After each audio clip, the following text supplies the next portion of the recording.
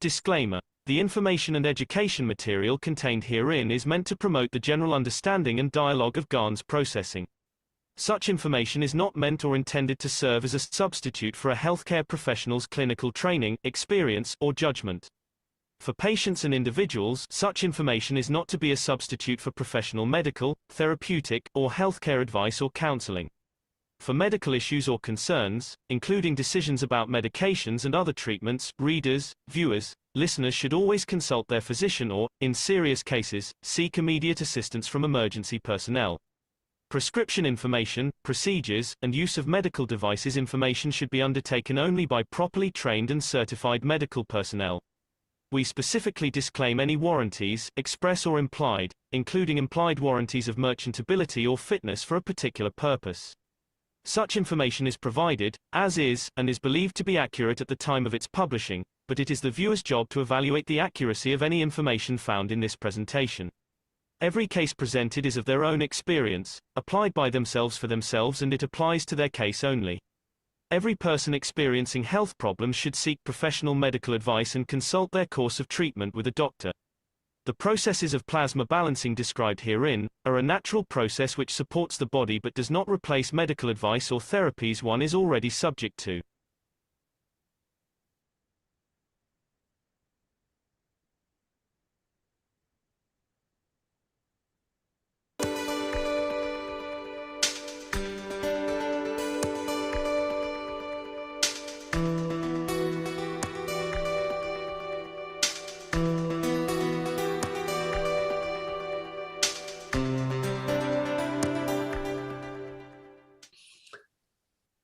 Can the soul of the creator be replicated? It's already replicated within us. You are blind. I just knew you were going to say that. I was going to type that answer back to him. Mr. Keshe is going to say blah, blah, blah. And sure enough, yes, exactly. Could you expand on that a bit, perhaps? Might be a better question. When we talk about Mitra, Mitra does not collect or did not collect the rays of every race in the universe, the best of, to create her child, her manifestation of physicality. We have to understand that all these rays came from the Creator.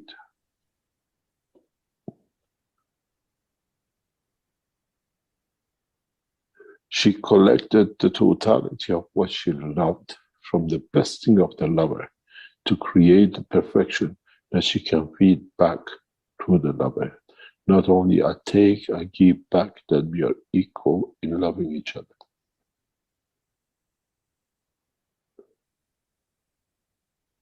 I become the source of manifestation to show your beauty.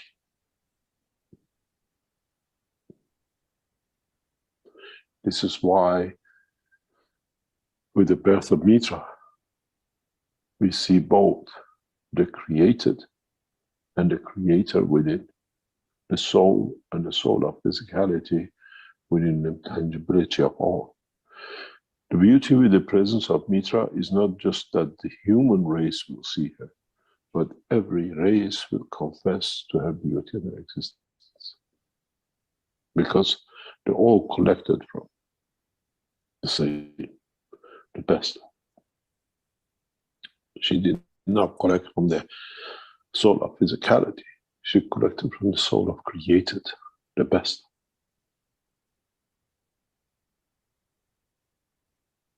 And this is what it is, and this is, we've been waiting for this for the time of the creation. You call it the Adam and Eve, because we could not explain to man before. And we gave it different names, Adam and Hawa, and you call it the Shirin and Farhat in different languages, and Romeo and Juliet in the others. But in essence, is giving life for the beauty, collecting the best of to show the creation of the Creator.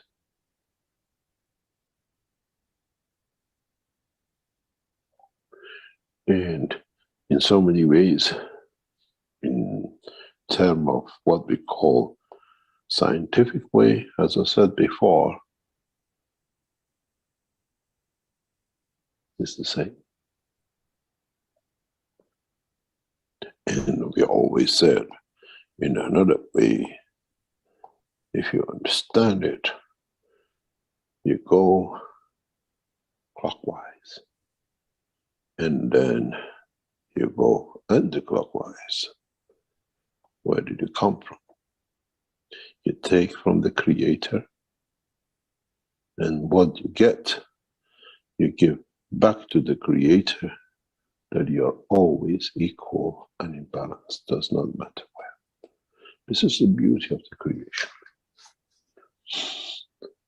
And it's the same at every strength. That's why wherever you go in the universe, you'll find everyone speaks about the Creator and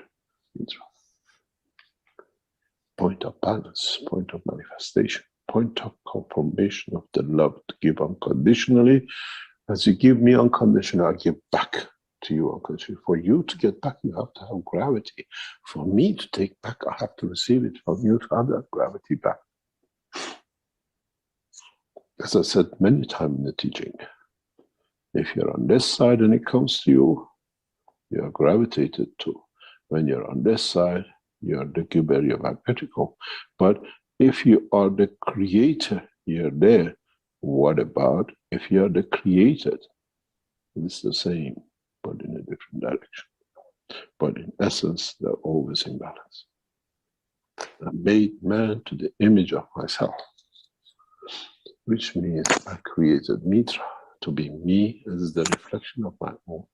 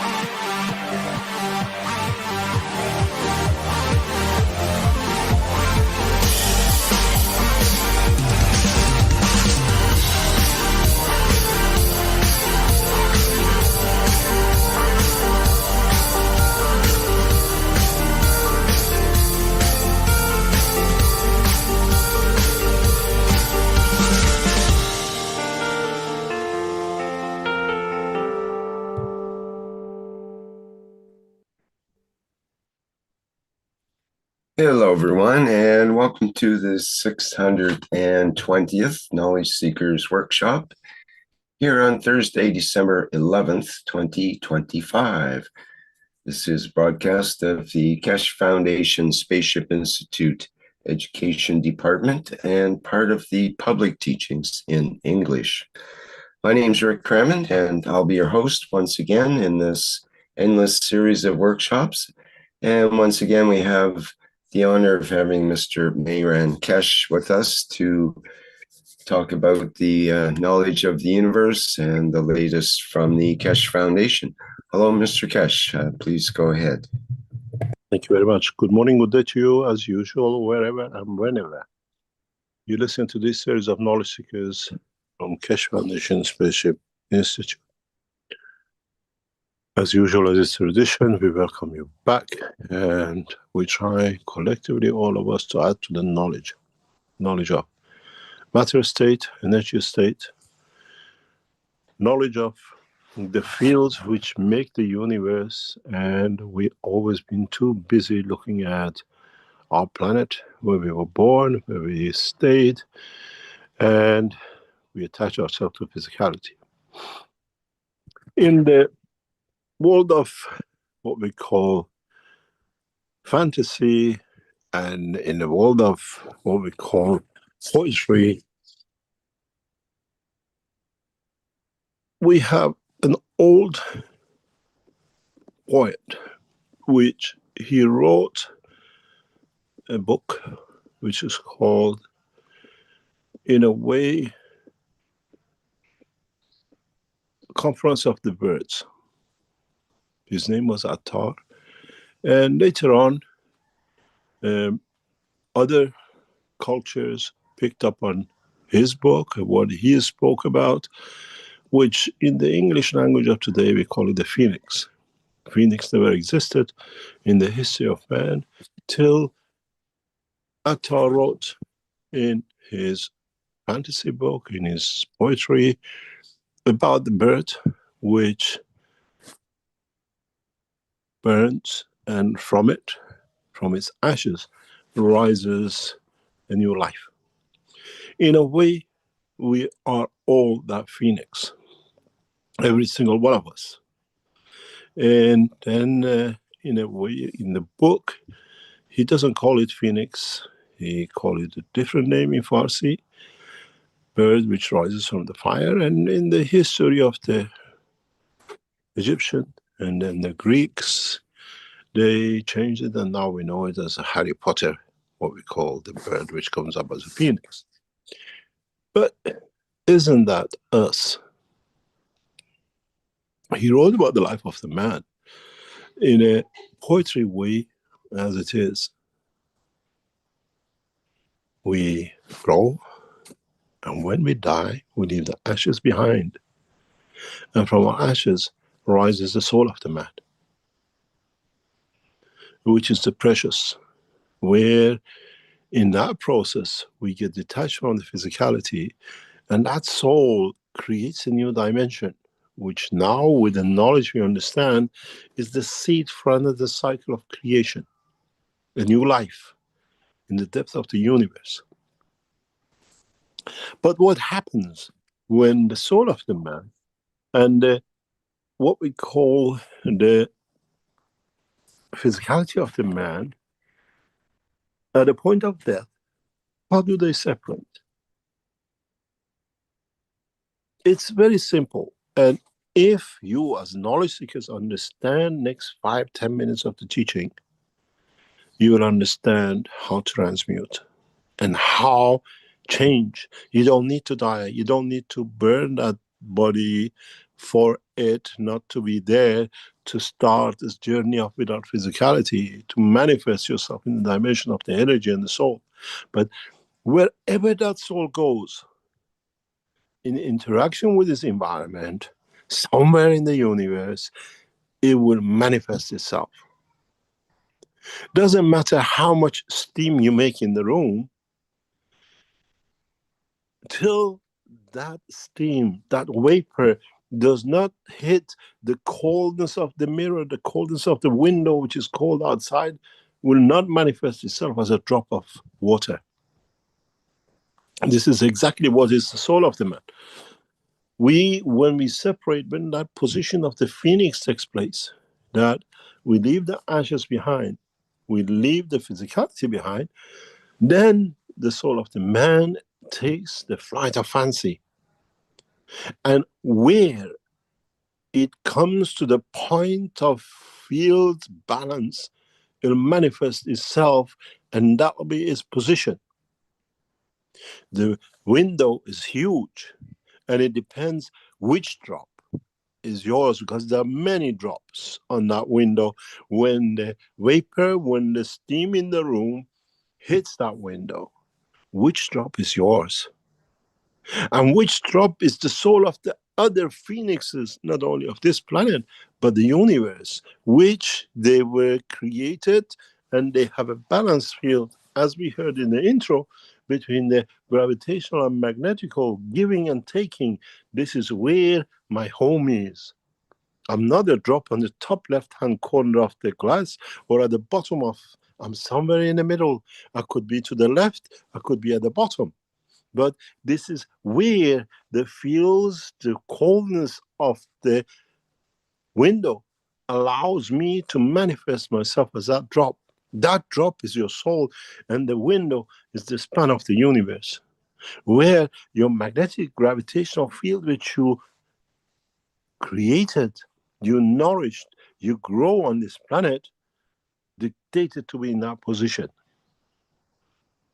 In a way, the pot in the middle, which creates that vapor, is your phoenix, is your body, is the ash.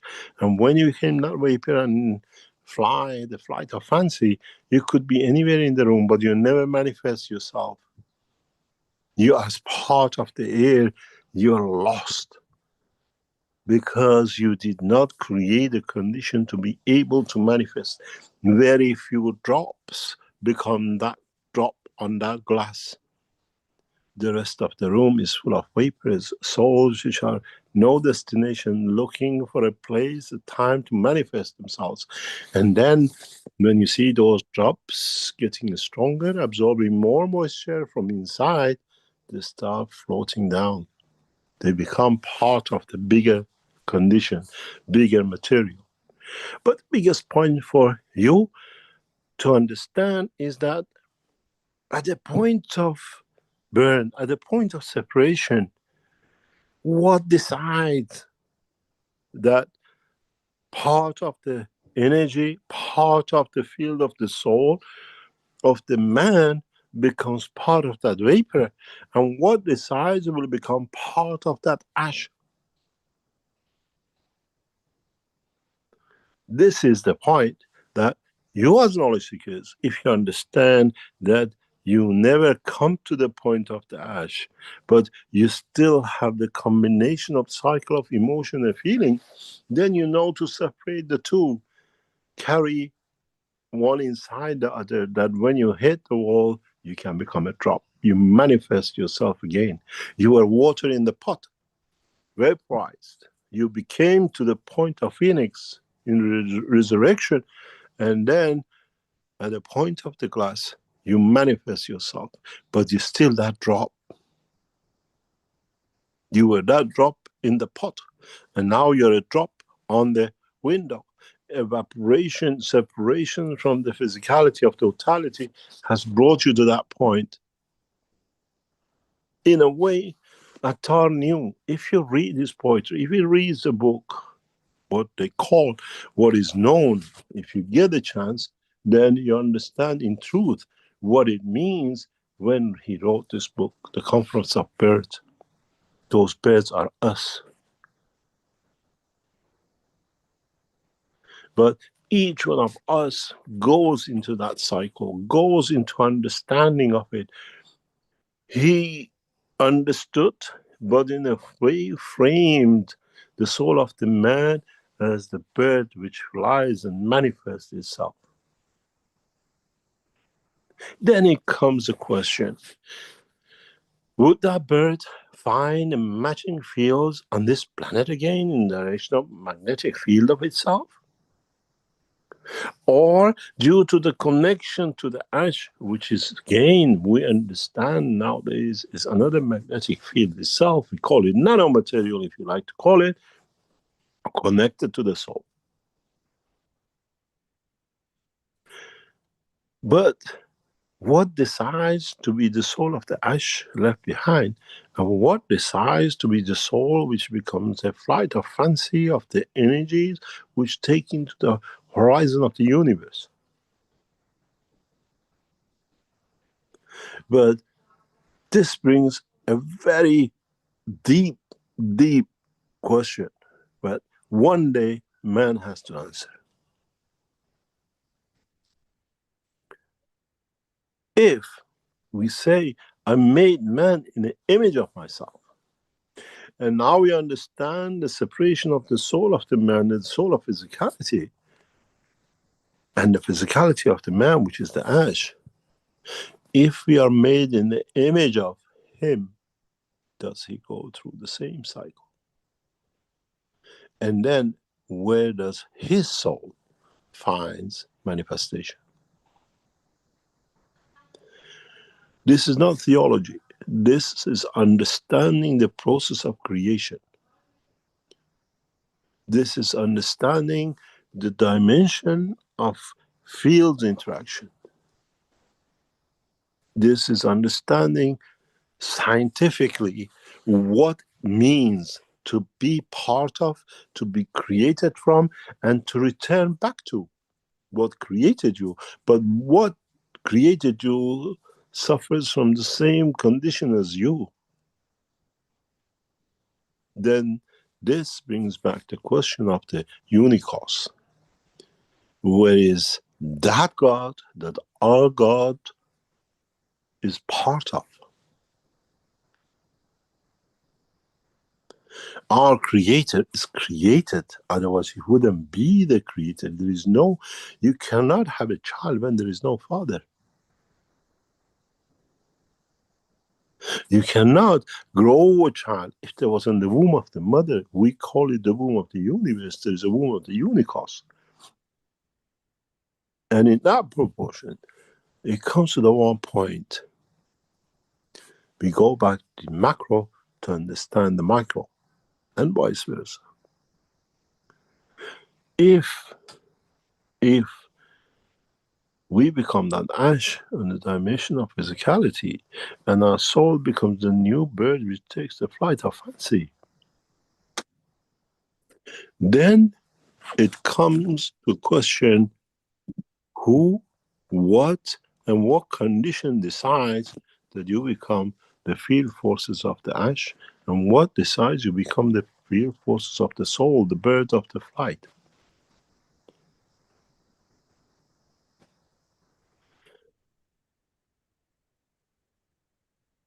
If we look at this process, and if you understand this process very clearly, you knowledge seekers, knowing that the only connection between the soul of the man and the physicality and the soul of physicality is the emotion, is which emotion you use, how you use the dimension of the field of emotion to transmute in the dimension of the fields that it leads to manifestation and transmutation in either direction, the fields or the matter.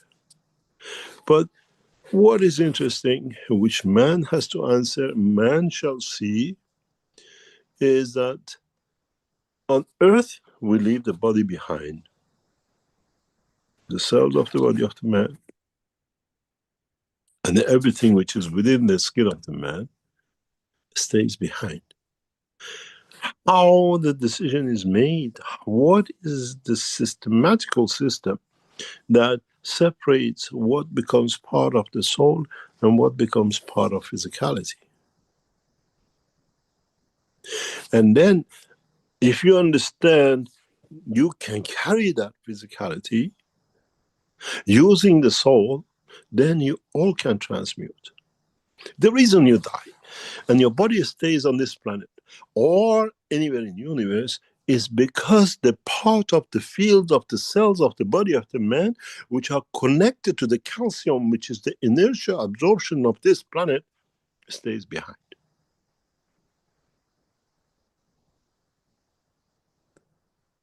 There is not a single cell on the body of the man at the point of its conception, as it's created, without the calcium.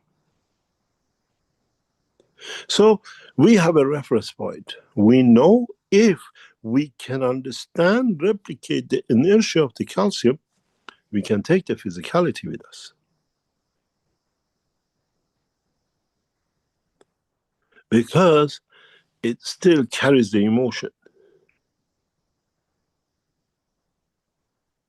In a way, the essence of the creation, that every single living thing on this planet is connected to is the presence, combination of the metals, semi-metals, any kind of matter state inertia.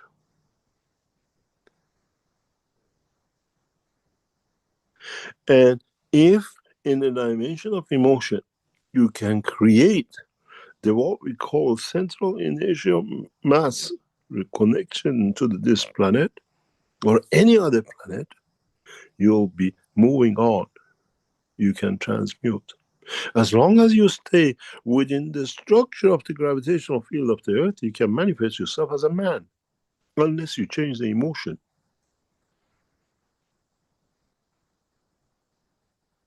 And many have managed to do this.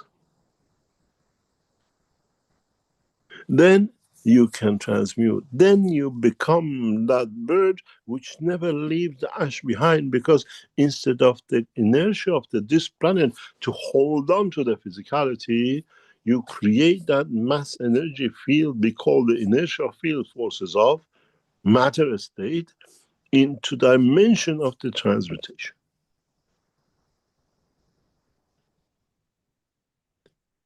Then every single one of you can instantaneously transmute. When you come to another planet, when you come to another dimension, when you come to another field force, the body of the man with the lung, with eyes, is no good. You're handicapped. You won't even be able to manifest.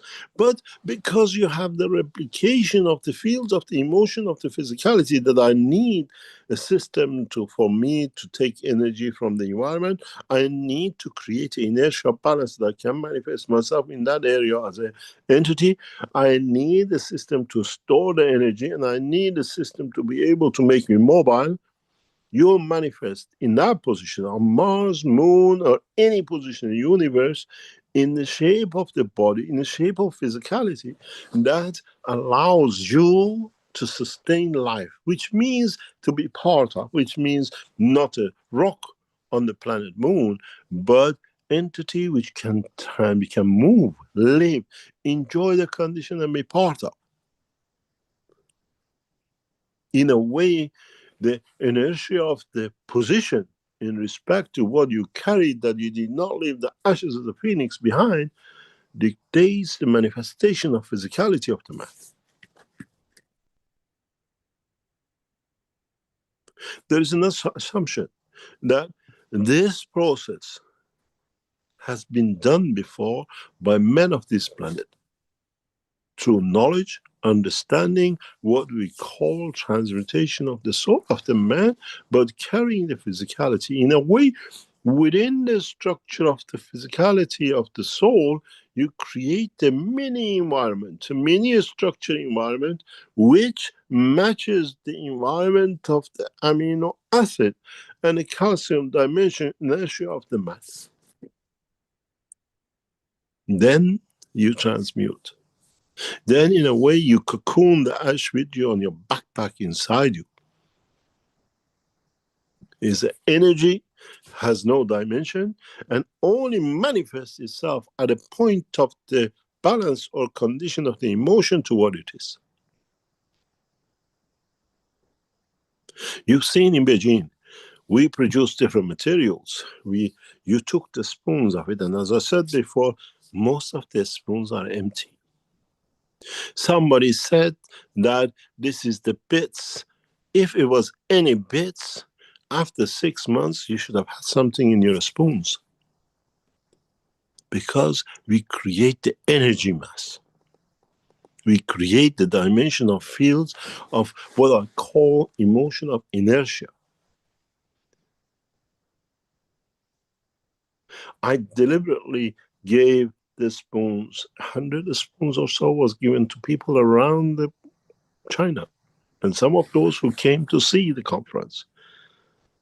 And now those spoons with matter state are empty. If it was matter, it would have been still in the spoon. This is a condition of cosmic rays.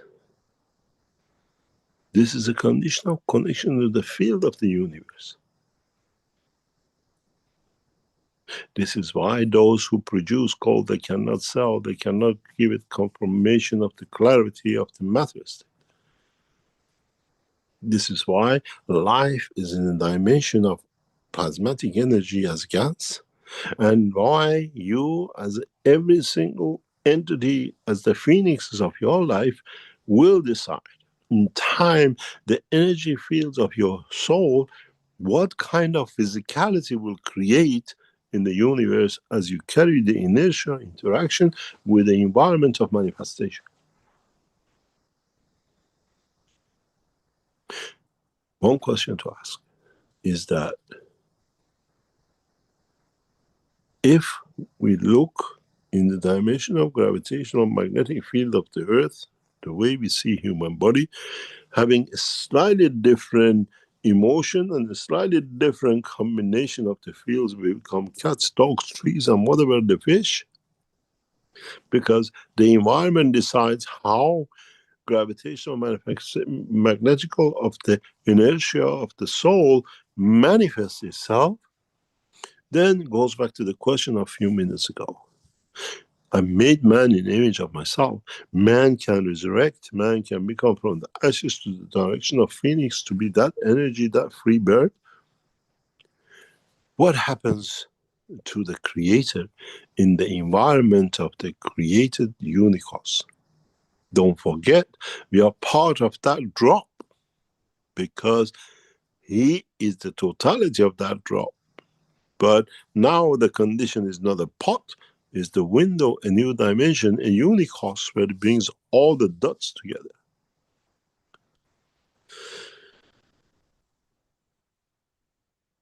This is for you to understand, knowledge seekers.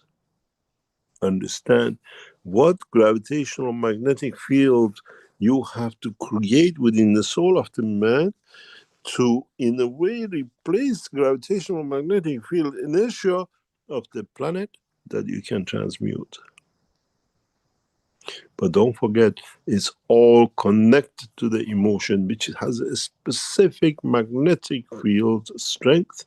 It has a specific resonance. It has a specific dimension and direction.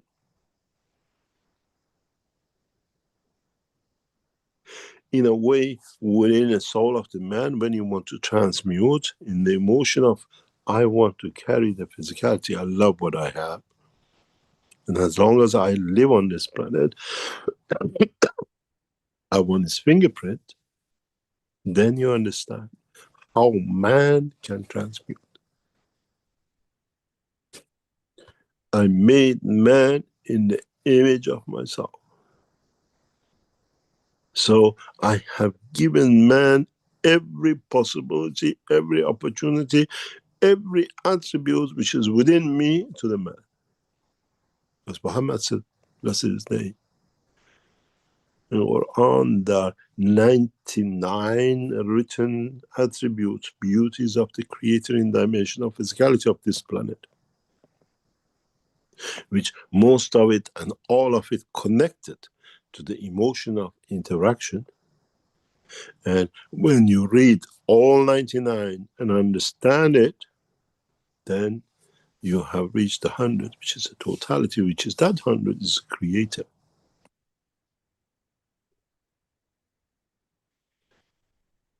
Now, a lot of you have been battling to transmute.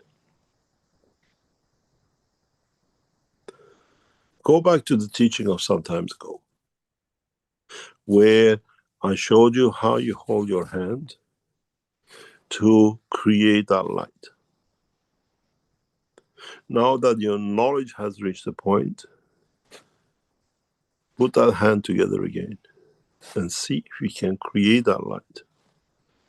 Share emotion with that light and watch the creation of the ashes. If you understood that emotion of how to transfer energy of the light into the ash in your hand or a dust in your hand or a gold in your hand, you have then learned how to transmute. And the key word is not I want. It will be a pleasure to see that I can give. Then, if you understood that, you transfer that energy because now you practice it, how to transfer that light into matter. You do that with your own soul, but with the dimension of emotion, with a detachment to be attached to the physicality, but for it to be a guest for me to carry the beauty. I made man in the image of myself, in every shape, dimension, and direction and emotion. And there is no exclusivity. Every living thing in the universe has all the attributes of the Creator. It is the man who decides which suits him and which is the dimension that he wants to live in. He wants to manifest himself in. Jealousy, darkness, evilness, happiness, fairness. It's all a decision which the man makes. And if you can make that decision in the dimension of the emotion, you can make a decision on the emotion of transmutation. And many have done because they understood the field strength of. They understood in a way what is needed to be done. They understood the concept of plasma, they understood the concept of matter state, they understood the concept of emotion, they understand the dimension of time.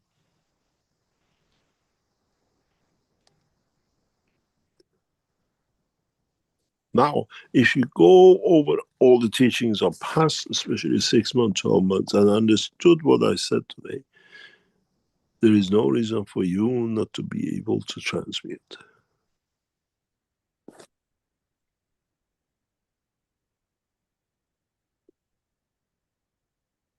There is one factor which sits in the subconscious of the physicality of the man, and is called fear. And that's the only thing, as I've said before, which is holding you back. That fear energy does not allow the inertial magnetic field, the strength, to be created within the inside of the soul of the man in the dimension of energy, that it can manifest itself anywhere in another dimension. But your biggest problem is not that fear of going back. Once you become the dimension of energy, the same fear exists. What happened? I enjoyed the beauty of the universe without physicality. If I go back to the dimension of physicality and I get imprisoned by the physicality of the man, like in the brain of the man, as we know, then man has to understand the fear exists on both direction and dimension, and is not exclusivity of the present time. Trust in yourself. Trust in being able to manifest this dimension of physicality. It's part of the structure you have to teach yourself.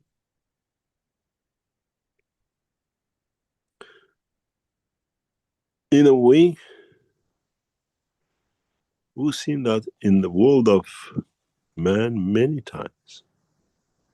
Concentration of the energy that the body goes through a pre-transmutation, but due not understanding the process, man will go backwards into the dimension of coming back to be in the dimension of physicality. You have to understand how to transfer that energy, and you have to understand how to direct it dimensionally to be in that world. Let me explain to you something very, very simple, that if you're a physician, if you're doctors, or you check in the future, you can see the correctness of what I had to explain. Some of you drink alcohol to become legless and don't remember anything. The dimension of emotion of the fields of the alcohol, because of the nitrogen connection, separates your physicality in a dimension. We call you drunk, totally out of your head. But when the energy extra brought in, released, you become conscious, no problem, and you go. It's like a Russian roulette. In Moscow, if they find you drunk, they put you in the prison. There's no court hearing because there's half of the city drunk, so they keep you in there. And when the alcohol wears off, they leave you on the street. This is what you got to do. If you understand it. But we have another dimension which is controlled by man. Many, many cases of what we call epilepsy is created by the person itself. And they do it because it's like not addiction, but in a way of forgetting in the dimension of. They separate the physicality from the inertial field forces of the soul, and then you get the shaken bottles and the rest of it on the floor. But how do they do it? Many people, many of those who have epileptic attack, they learn how to do it. But at the point of creating so much information, the physicality takes over instead of diverting the energy into the soul to create the separation and transmutation. If you look at the back of the throat, as I've said this before in some teachings, of a person with epilepsy, which comes on the process of addiction, except some epilepsies are due misfunction of the brain, a large majority of the people who create epileptic attacks for themselves have a habit of, in a way, sucking on the back of the little tongue in the back of the throat. Needs a lot of concentration, needs a lot of intention, needs a lot of knowing how to handle this energy. And when it gets to a point that the emotion, direction of the wanting, bringing, leads to massive amount of information, which is as energy sits within the brain of the man, and the clicking clock of the brain cannot handle, so the energy has to be stepped out of the brain in the steps, and then as the energy cannot be added to the soul, we see the shaking and the vomiting and every other thing we see with the epileptic attack. In a way, they have learned how to concentrate this energy, which then it goes through the spinal cord with a valve on the top with limitation of the leakage, but they cannot add the energy to the soul that creates transmutation. Every time you see an epileptic attack, every shake you see is scientific, as I explained before in other teachings, well understood. The top of the brain, the connection of the main brain, has a little valve, which is size of a pinhead, which controls the energy transfer from the brain into the body of the man. Otherwise, you're shaking and dripping everywhere. There's a little valve. And when it's needed, it just changes polarity and allows so much to go through, and then it shuts. And every time you see a shock, it's like every scene you got a hose in your hand and you stop, you block it, and you see the shake goes off the pump and you hear the top going click. That's exactly what people with epilepsy do. Majority of them who have epilepsy on demand because they know what to do. And they know how to release the energy of the brain that they know how they lose control of, and then it becomes the shakes and everything else.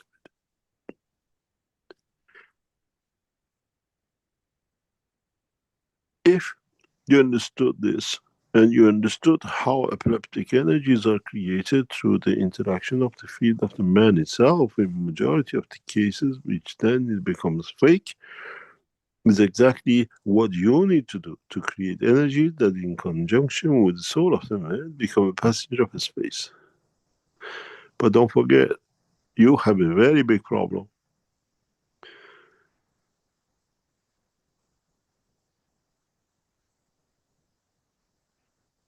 Your problem is how to release the energy that it leads to manifestation. And the manifestation you like, that you're given in a dimension of environment you know nothing of.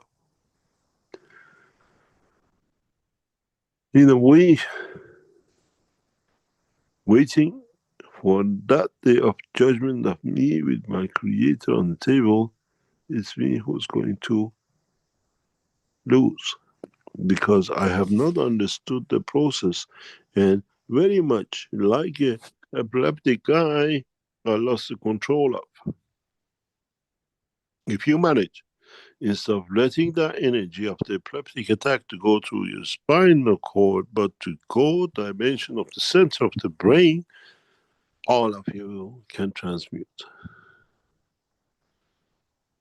When you ask epileptic attack condition enforce those people who can actually do the transmutation much easier than the rest of you, you see the little thing dangling on the back of the throat very long.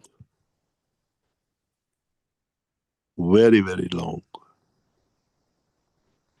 If the height of that little dangly thing in the back of your mouth is 1 centimeter, in a epileptic attacks, continuous, non-reversal, you see it is literally sitting in the middle of the throat.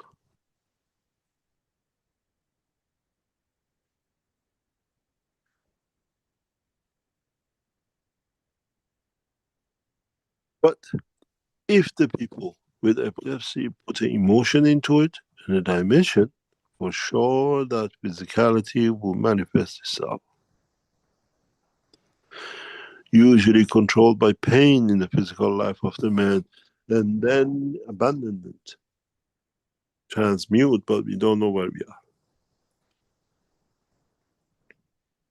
Create condition, and that condition forces what we call transmutation. In an accident, in one of the laboratories of the Keshe Foundation, we've seen this. Due to change, we're creating condition of transmutation. Accident, no accident, cracking of the glass of the fish tank. We have lost many of our fishes, but we can't find them anywhere.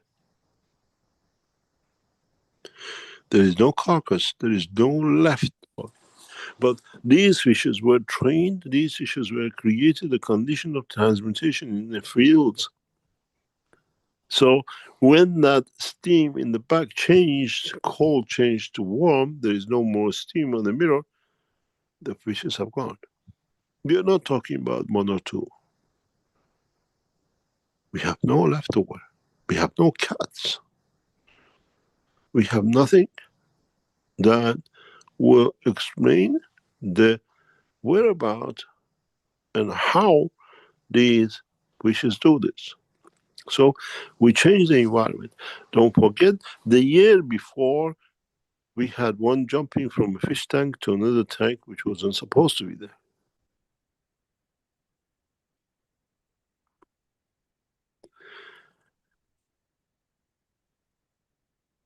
One thing will be very interesting, and is part of the discussion of today. According to what is supposed to happen on the 19th of December with the 3i, would and if this enormous energy pack changes magnetic field of this planet, would many of us die because the field energy has changed? Or you become another, what we call jack in the box of the visitors. Think about the teaching of today. Understand it, apply it, and you all reach transmutation. You have to go through these phases before the final phase of transmutation, understanding exactly what you're doing. As Indians say, Nim Hakim Khatar Jan, half doctor is danger to life. If you do half of it, you lose a soul, so you cannot be damaging anything or yourself, but to understand the process. We go for a break and we come back. And I hope you, as knowledge seekers, understood the essence of the teaching of today.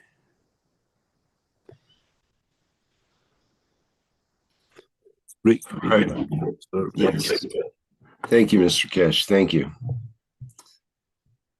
All right. As Mr. Keshe mentioned, we'll have a break. And in the second part, there will be an opportunity for people to ask questions. I'll remind our attendees here that there's a function in the Zoom that you can raise your virtual hand. Then we can acknowledge you and allow your microphone to open if you would like to ask a question. And also we have the chat and the Q&A for writing down questions. And questions can be put in the YouTube as well. Okay, I was going to play an excerpt about the Christmas pack that's being presented in the Keshe Foundation store this year. It's about 5 minutes, and that'll be our halftime break here. We'll be back shortly.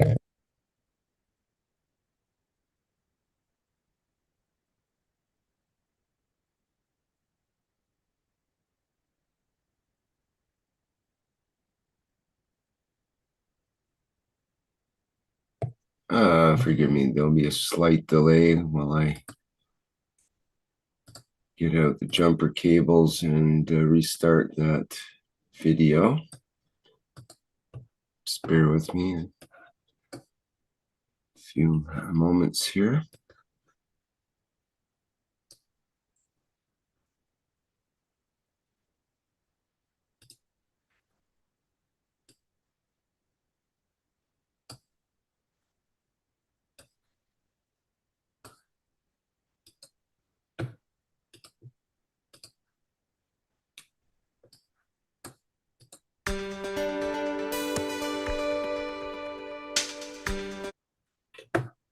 Nope.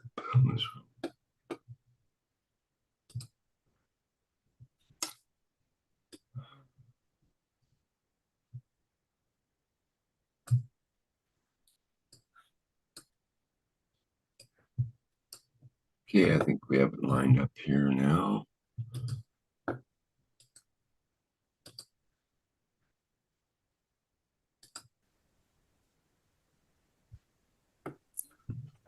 The reason we promoted these is just that the gases used in these structures are specific for peace and balance of soul. And we would like for those of you who receive it, use it as decoration as you do with lights or whatever on your Christmas tree. Observe the changes in your family and even yourself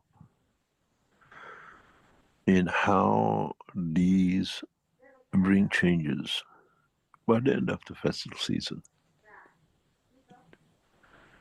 How when as these are sold as a package, you give one to one member of family and now to the other, you put one in one side of the house or to the other, and see how your connection changes with the people who you give a gift to and or within the household. Because you put the Christmas trees away, you put the decoration away. These are ornaments that can sit anywhere around the house. And then it can bring the change in the household. In a way, in every essence of it, you bring a change. There is a very limited number of 2 games which we have especially put into this series. One is a chess game, which is the game of war, to win, to kill. But we brought in the ingredient of the material, this is the picture you see now, the essence of peace and balance. In a way, I wonder those of you who hold this, you play with this, would you find another dimension to this game where you don't need to kill, to destroy? When this was proposed, I thought about it, and the composition in this is very precise, that would you go and play with this game, and what happened to it, to your emotion? Would you keep it as a decoration because it makes a peace with you and balance of peace with you when you hold this, what we call figures in your hand, and the table? The table is transparent, which allows the field dimension of the yin and yang, South Pole and North Pole, and it's deliberately made that way. And it's very interesting how, for example, there's another game with a backgammon, which you might see, the same position. Would you change in the dimension as you hold this? You transfer different energy, different position in interaction of different fields. Go back to what I call the man who made this board game. The king asked, what do you need for such a thing? He said, put 1 grain of rice in the first square and then double it to the next one. And then that'll be the totality you can give me as a gift. And when they calculated and put all of the number of grains of rice, which came by multiplication of it, there was not enough grains in the, what we call kingdom, to give to the man.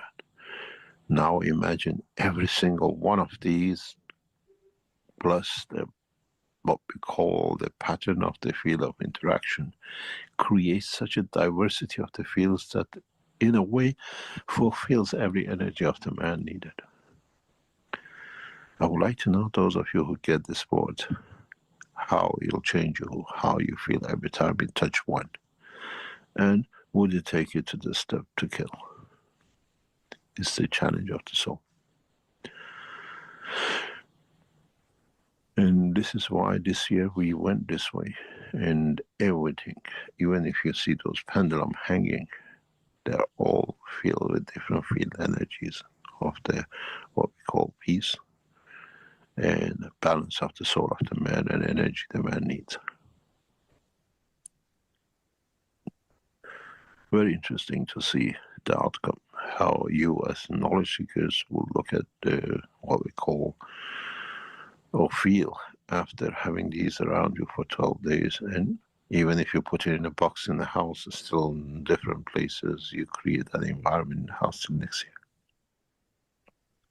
This is exactly what the communication unit with the plasmatic fields will do with the special antennas which gets added to it.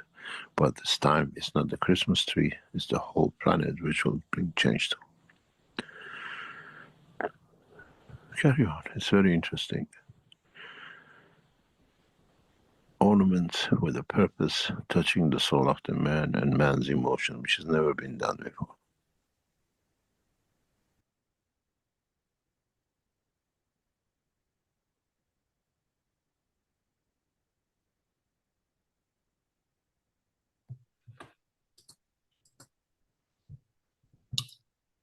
All right, back again at our 620th Knowledge Seekers Workshop here on Thursday, December 11th, 2025. And as I mentioned, there'll be an opportunity to ask questions of Mr. Keshe. But first, he will have something to say, if not several things to say about the current issues and whatnot. So please go ahead, Mr. Keshe, if you're there. Yes, thank you very much. Now it's you have seen these, what we call Christmas packages. Very unusual for the Keshe Foundation. All the orders for this materials has completed, and in so many ways, there is no orders outstanding. But there are a few odd pieces which are mass produced and are there. And then immediately after New Year, the Keshe Foundation has done a series for Valentine in the rhythm of what's called Text of Valentine, and for Easter. Those products are already produced. So it's a limited when they release it. And this time it's not the packages, it's individual items as it's sold, it will not be there. But again, it carries all essences of and what we might to apply. There's one thing that we have explained before. I put this out last week, slightly, and this week. Those of you who bought Obisos, you received the first half in the conferences, or some of you received part of it. The second part is released, or the most advanced part of the what we call Obisos, which is the new version, is released. It's going to be delivered, and step by step, it's a very complicated system.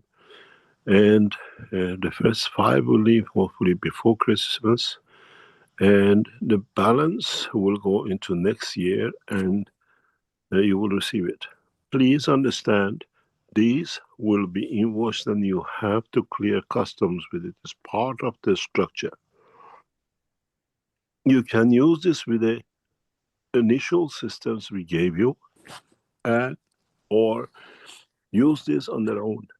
It's very, very advanced, what we call the Obisos, and they are not, if the packaging might look something you've seen before, but internally they're extremely advanced. And they should be with it coming up 2 pieces, hopefully, that you can position anywhere in the body for whatever purpose you want.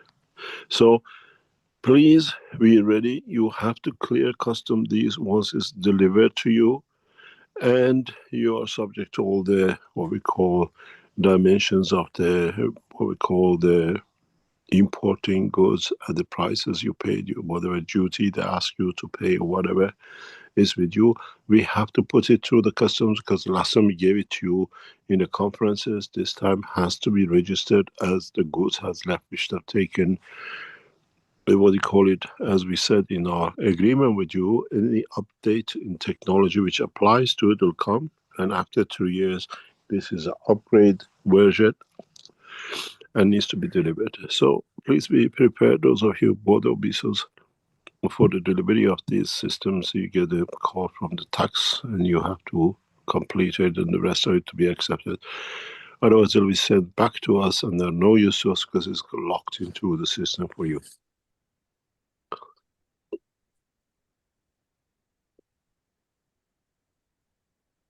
Is there any questions? We try to answer.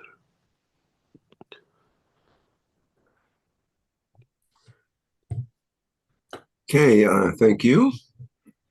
Let me see here. We have a question from Stefania, I think that's appropriate. And this question also came up, I think, in the last plasma reactor group as well. It's the idea about emotion and feeling.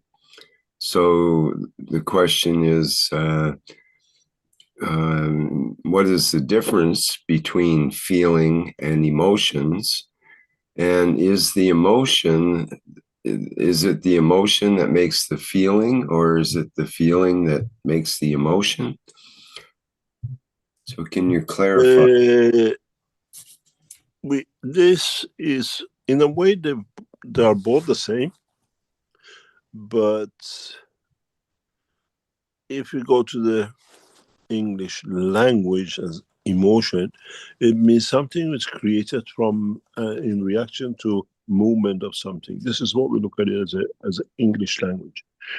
But emotion, what happens physically to you, creates a feeling, and that sometimes feeling creates the emotion that is in a way the creator of the other.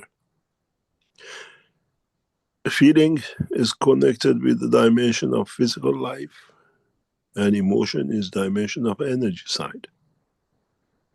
You have to feel the cold, you have to feel the touch, you have to feel the energies of hate. Or do we feel the emotion of hate? Do we feel the emotion of the being in danger? And does being in danger create the emotion of being unsafe?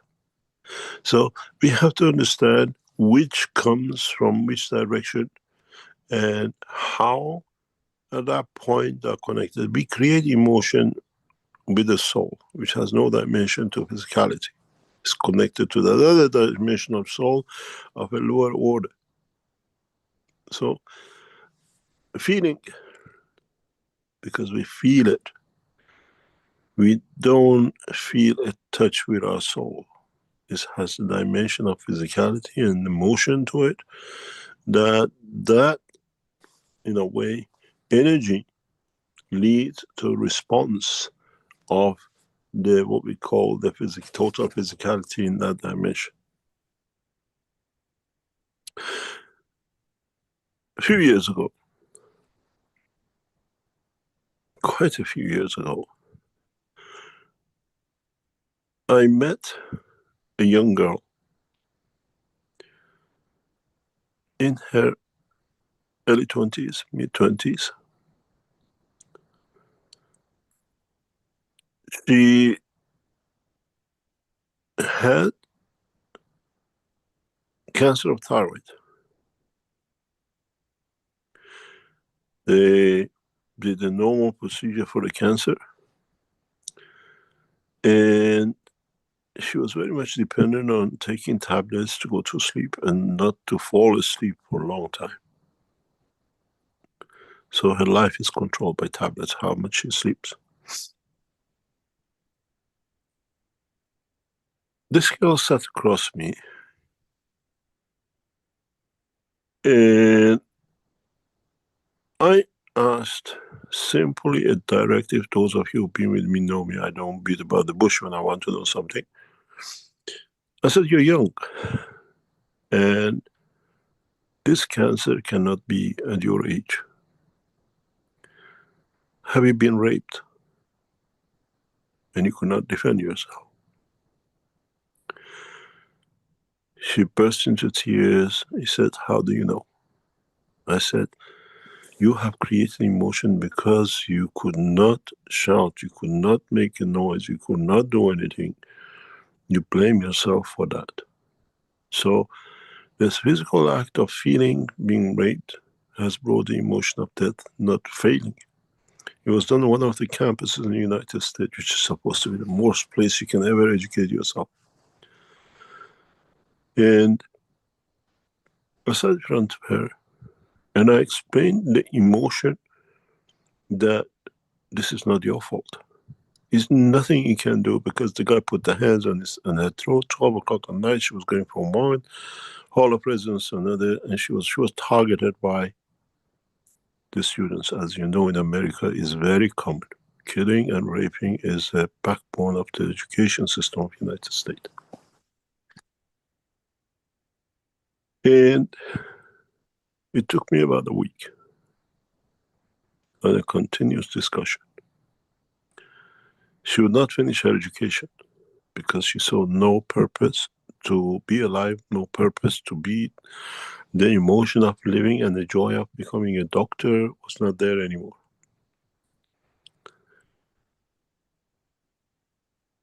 She understood that the feeling of shame, not being protecting herself, brought the emotion of everything else which goes with it. When she understood, she does not need to create that emotion of failure, and is nothing she could do with it. She went back to the United States. She finished her degree. She became a doctor, psychologist. And now she practices. The strangest thing she practices, because she has felt this, she knows how failure and other thing comes.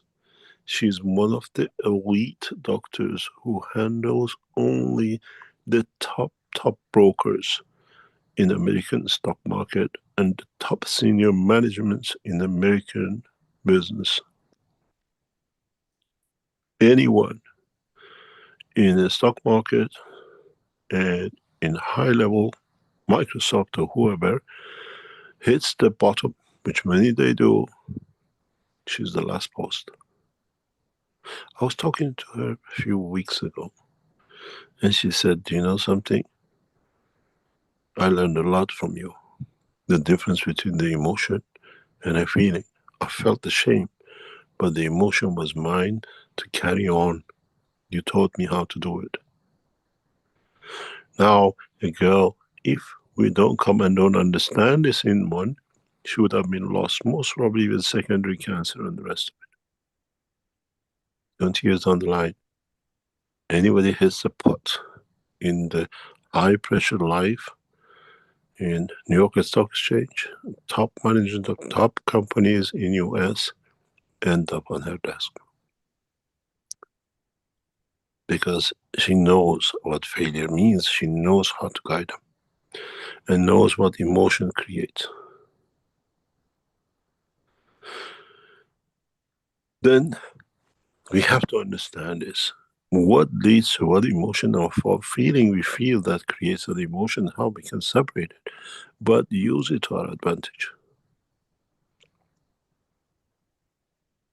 Use it to understand our weakness and understand the process.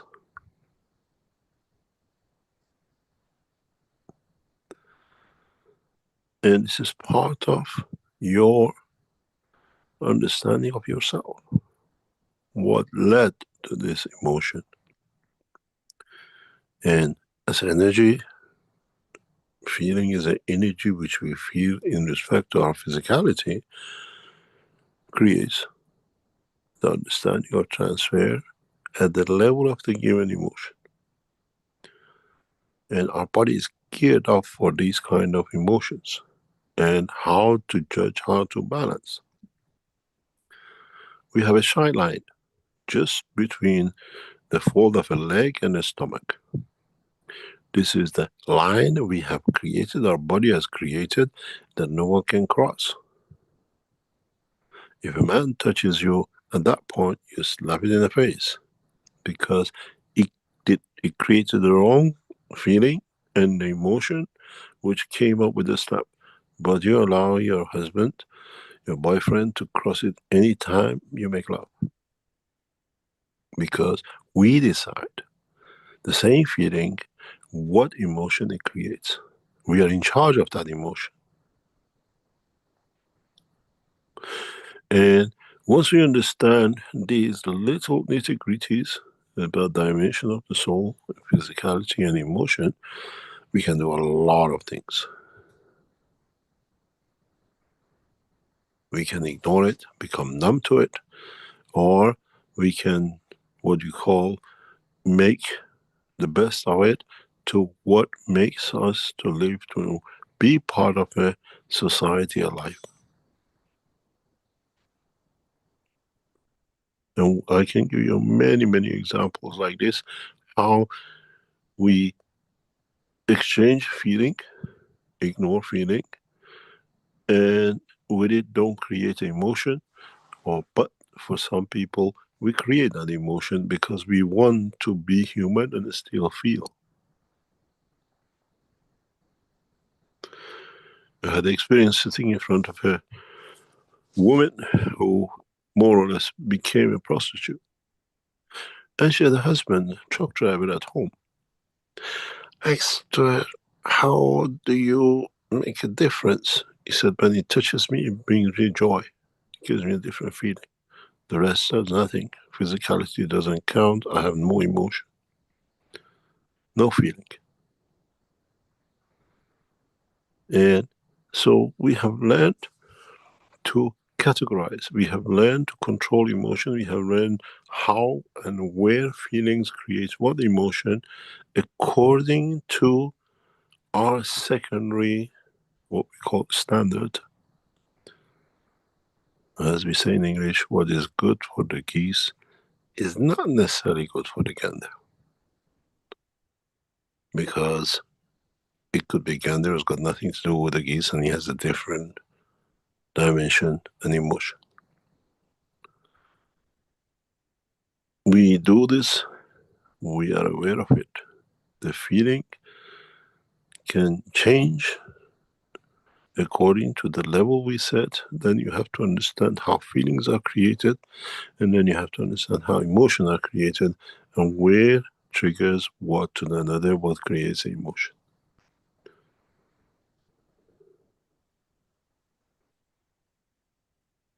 So we are in control of it. But feel, soul have no feeling. Soul react to emotion. It's physicality which creates that feeling. And then emotions created from it.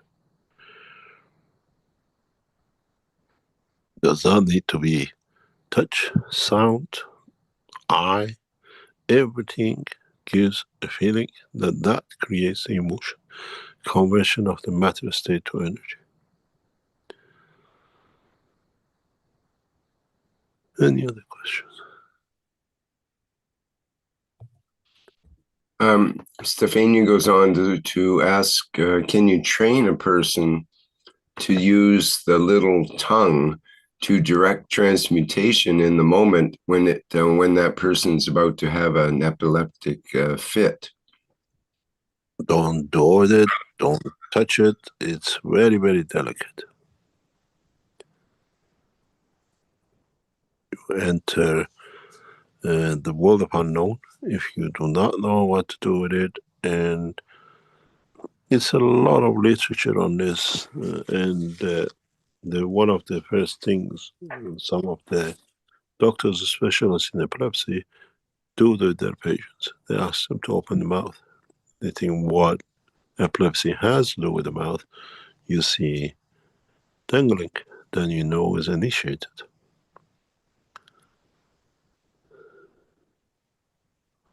If not, then you use to see how they do it. They create so much information that the body cannot handle.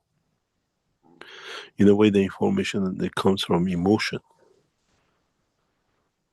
And some of actually those who get to this position of using the bit in the back of the tongue, which tangles down, go to vomiting and convulsion. It's like you're putting a finger in your mouth.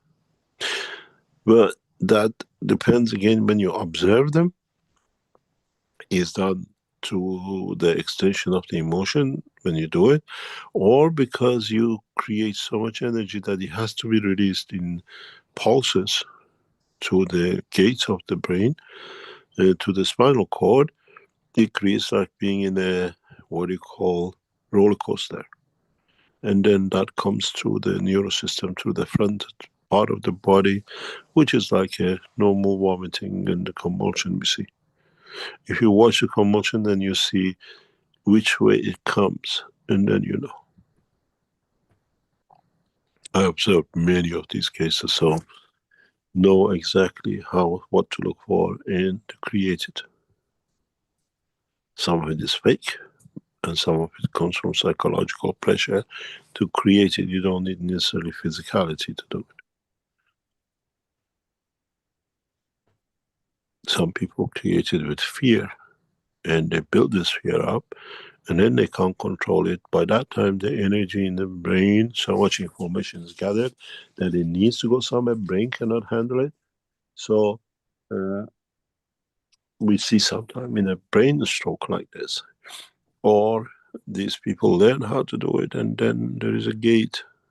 This gate in top of the brain where you connect to your brain, and the spinal cord is like a valve.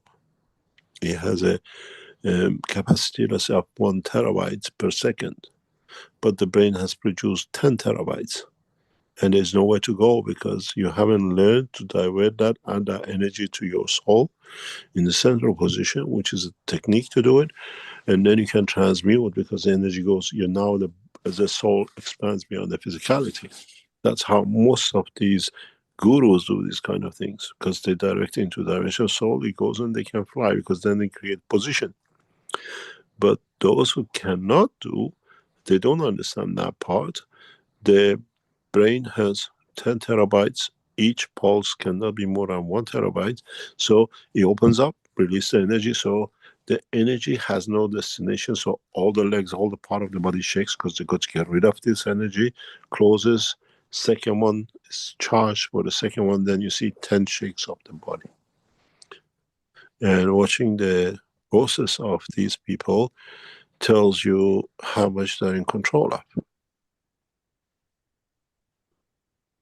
It comes usually through attention seeking at a very young age.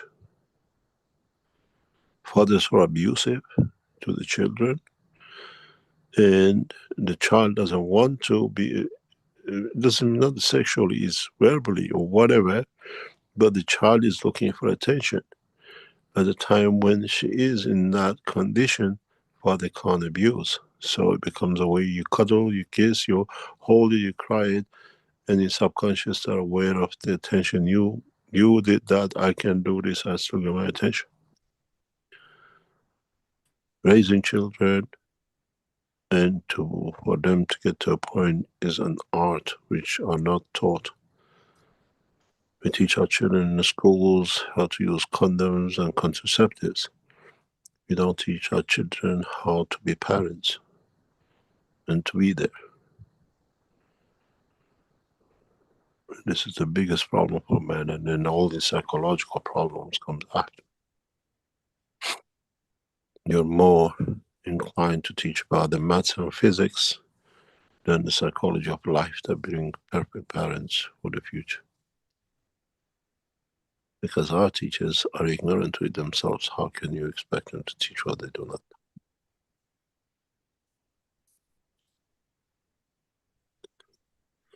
Mr. Keshe, Stefania had a further question. Is there a correlation with the full moon and epileptic fit? There's a correlation between the chips and fish in England for you. And it was made up.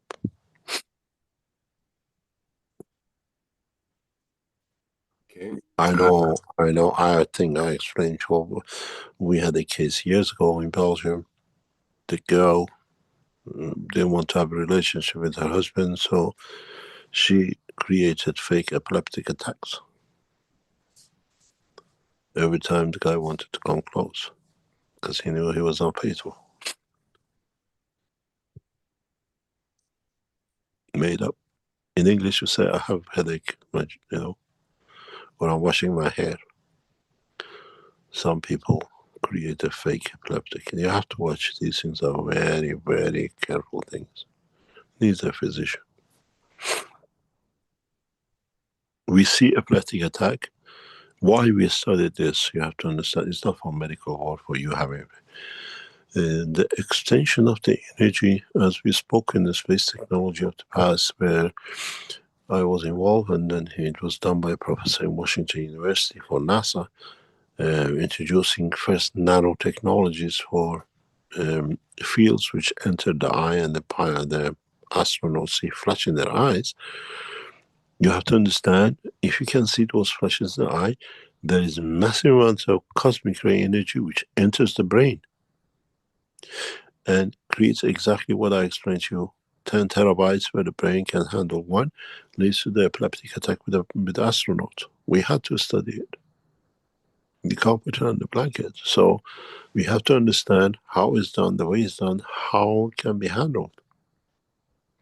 And if you understand how to teach a pilot, an astronaut, or future passengers of the space.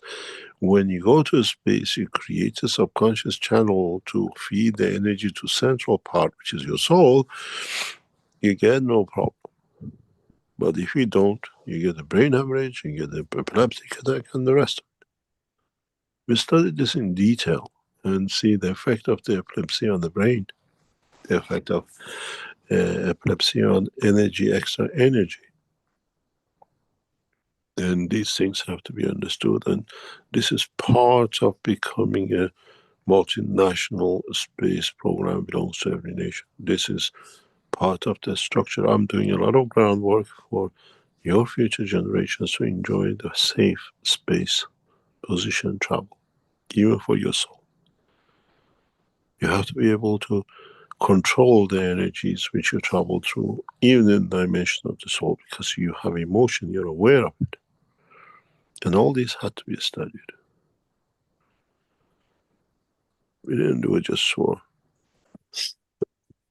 doing a test to prove. We need to understand how is done.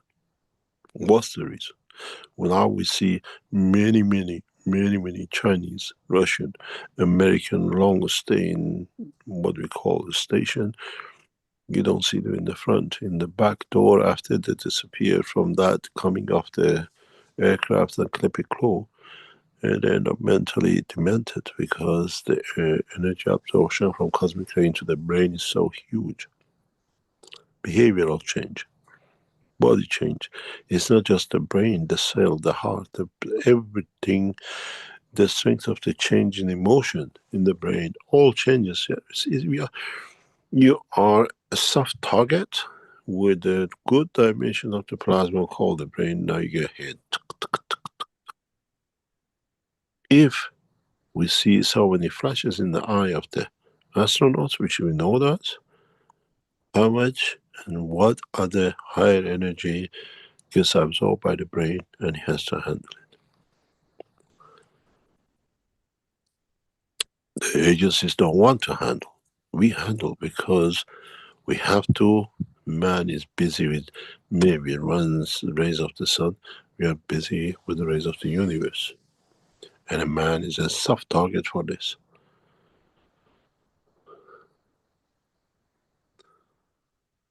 Any other question?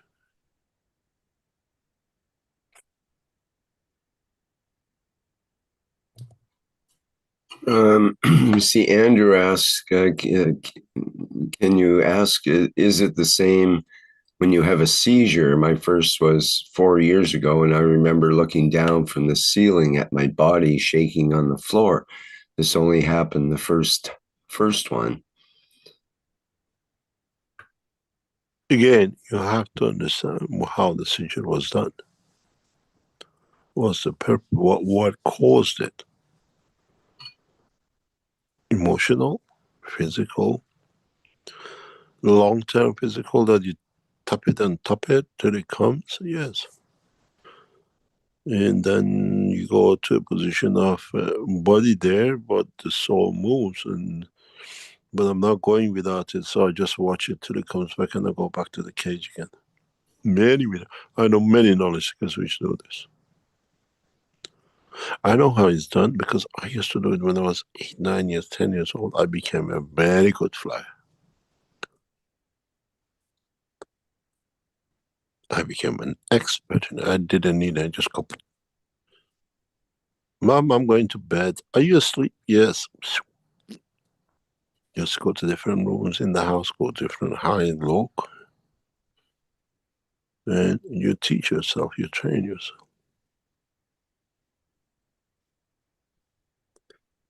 Sometimes you come and pinch the body, so if it's there, it's mine. But what is he doing there? I don't know, but I can go somewhere else, do something else. Done that when I was very young. Any other question?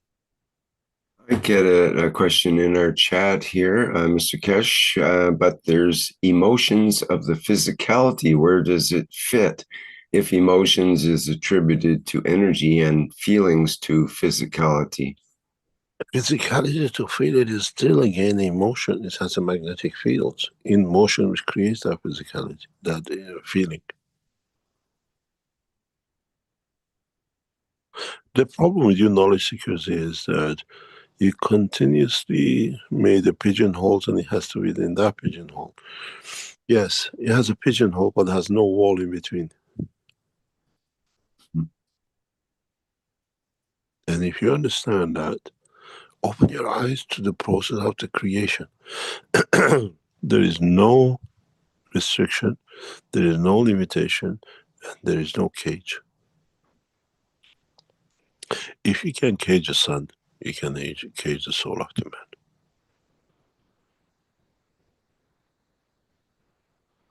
It's the soul which have decided to give itself physical manifestation. I sit here and I do and I watch.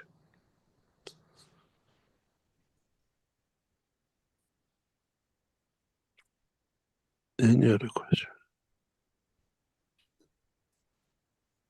Okay, we have a hand up here with Carl. Please go ahead, Carl.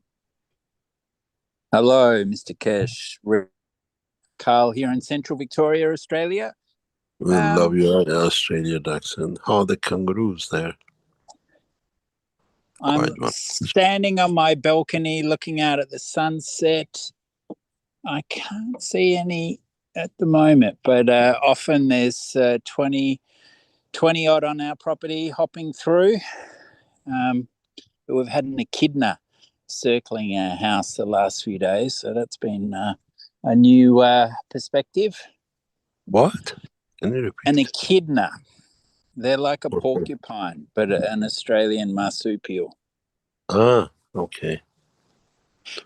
So my question relates to the epilepsy topic. There's a concept called non-epileptic fits under a functional neurological disorder. It's one of the new kind of hidden illnesses that seems to have evolved over the last decade or so.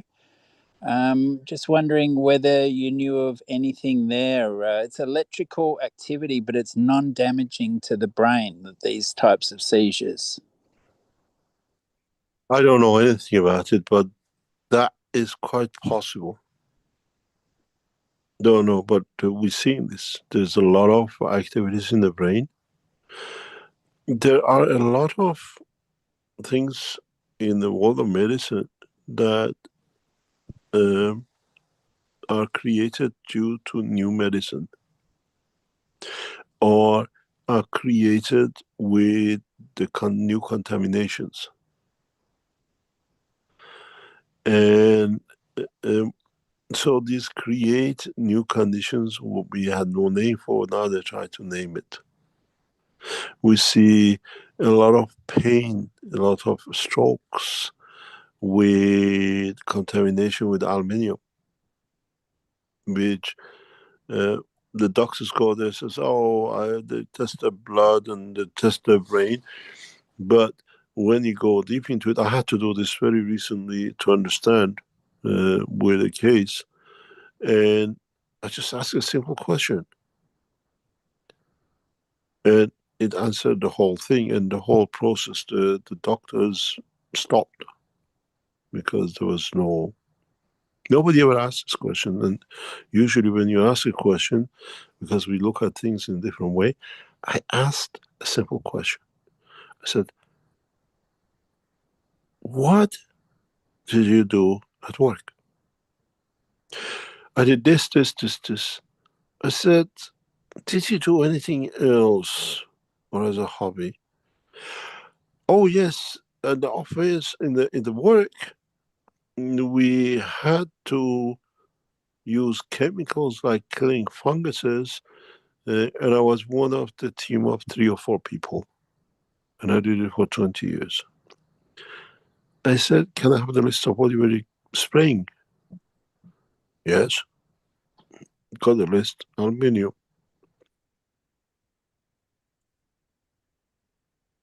Question answered.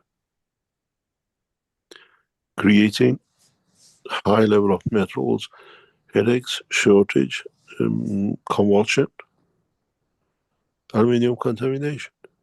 But a lot of it started with just like epileptic, like not being able to walk, couldn't go up the stairs, like a small seizures. And we are all now are touched by these contaminations. And yes, it's quite possible, but depends when these energies concentrate, increase, and go. You're a pilot. Have you ever thought how much energy you absorb in that cockpit at high altitude?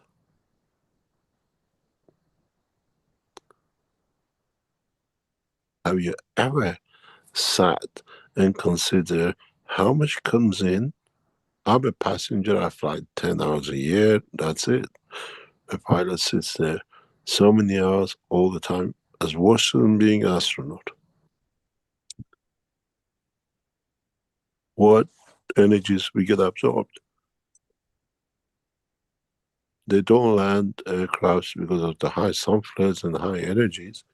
They're still up there flying, day in, day out. And what other things happens if you absorb these energies? Nothing. It creates internal energy and your body has learned somewhere to connect it to. We have to look at the way we structure our lives and what is involved in our environment we are sitting. Quite possible. You don't see, but there are signs of high energies because what we do.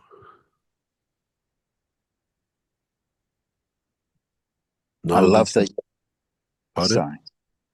I love that you're working on microplastics. That's a new environmental factor. I don't know if I've heard you talk much about Wi-Fi and the electromagnetic spectrum. What's happening up there? Watch this space. We have developed a technology through cosmic rays, which we don't need Wi-Fi. This technology is very, very interesting, where we use true cosmic rays because we produce condition of cosmic rays in our systems. Wi-Fi don't exist. And these rays are in a plasmatic condition, so they don't interact. They're part of their own spectrum. You can pick up emotions from them, you can pick up knowledge from them, but what you need, you take. It is not forced in by convention of matter state. It's a different way of communication. And this is part of the system. We connect, it's part of the system. When you receive these, what you call ONNs, are going to be part of. No damage to the users, no interaction with the physical body, but you can take energy what you need from it. So you have a headache, we continuously deliver what I call plasma aspirin or paracetamol, and your body needs it, it takes it. Very recently, we had a case. There's a new kind of flu which is affecting many, many people. And high temperature, very, very high temperature.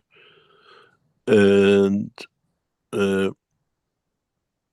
just using the new technology, within 3 hours, no sign of temperature. And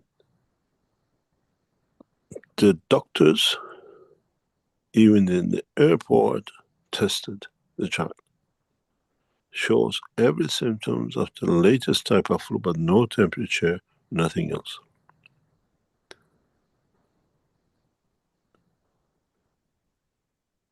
we have managed, and I'm sure from what the Keshe Foundation outlets in 2026, you're going to get this.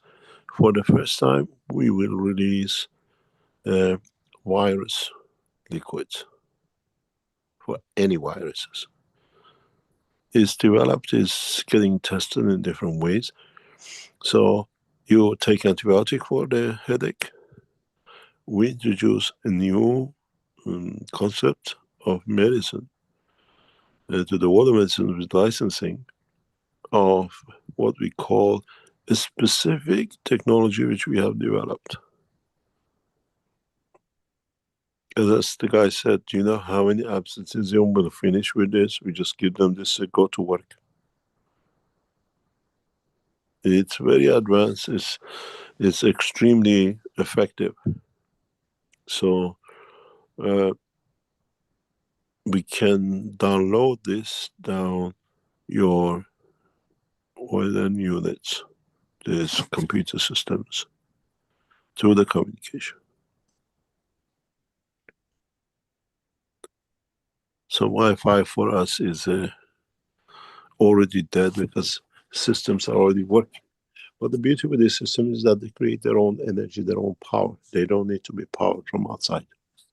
So you never go back into the matter state that affects you, like the radars and the masks and everything else. Your body takes what it needs from the fields.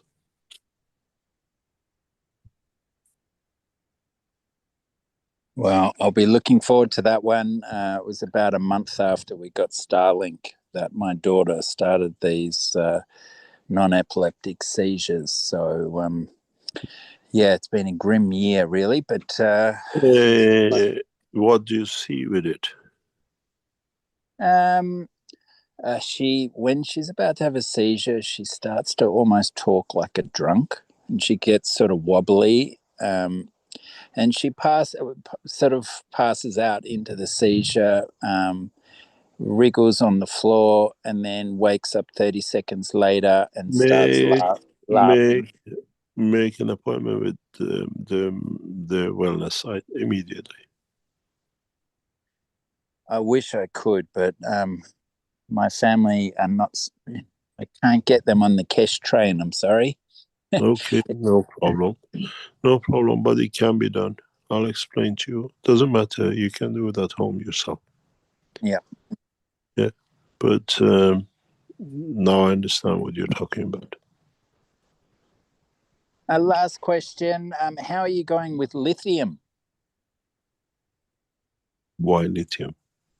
Well, just having the plasma near lithium has caused some issues for a number of knowledge seekers, including myself. And I just wonder if you've got any closer to understanding why that might be the case. Lithium batteries. Explain. I bought a Ford Prius and left a health pen in the car that I'd made myself. I prefer to call them health pens rather than pain pens, by the way. Stay positive. But it didn't really seem to be having an effect on other people, so I didn't think there was much to it. But 6 months later, the battery stopped working and it had an error message that none of the best Prius experts could figure out where that error message was from. So the car was a write-off. We've heard that before. I know you have. Never heard of. There is a test done, I think it's by Germany, and I can't remember exactly where, but shows that the electromagnetic field inside the new electric cars is so high that I think is safer to sit in the microwave, was the program talking about, than actually sit in the electric cars. Yes, effects on the red corpuscles in the blood I've heard. I've read the same thing. Yeah. But Is it preventable? Can we block it? And it's a lot of other things needs to be understood. It's like that in England, I think it is. If you get the electric car fire, they don't touch it. They just, even the fire brigade doesn't go near it. So leave it to burn till it goes out, because it's so poisonous. This is a policy by the, I think, by the fire brigade. I think it's England, if I'm correct. I can't recall exactly. But the buses and the cars which go after smoke and they have lithium batteries, they don't even bother to say or do anything with it. It's so toxic. How is your fire protection R&D going? We're here in the Australian bush and it costs $4,000 a year to insure a house. So, of course, I can't afford that insurance. And I'm living on the edge as summer kicks into gear here. There are certain ways you can do this.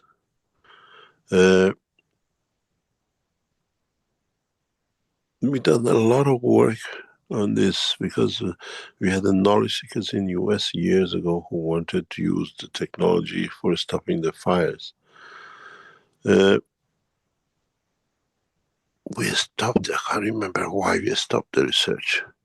But there's a way you can create a condition of CO2 or absorption of the oxygen into carbon. Doesn't need a liquid gas or anything. It just needs the creation of condition. And it can be done, but we left our research a few years ago. Maybe we can bring it back into another research structure next year or two. But it can do a condition creating continuous carbon as a plasma. And that, in the condition of the fire, will absorb the oxygen, which becomes like a live CO2, stagnating it. Nothing further. It's about a couple, 2, 3, 4 years ago we stopped this research. I can't remember the reason. Last question. Last week you answered a question, I think, from Paolo, and it was about the future of cities. And I work in affordable housing, and today it was revealed that there's not one capital city. There were 96 major cities that were studied around the world, and not one of them has affordable housing anymore. As the median price is not affordable. And I just wondered if you could build on some of these cities of the future you're talking about, because my big concern is that when there's all these technological advances that save people money, that it will capitalize into the price of land and lead to another huge land boom. Not really at the moment. We are very much concentrated on 3 or 4 fields in past 2 years, 3 years, and we have to complete those. And maybe in 2026 we open new angles into research, but we are bringing the experts to do it than anything else.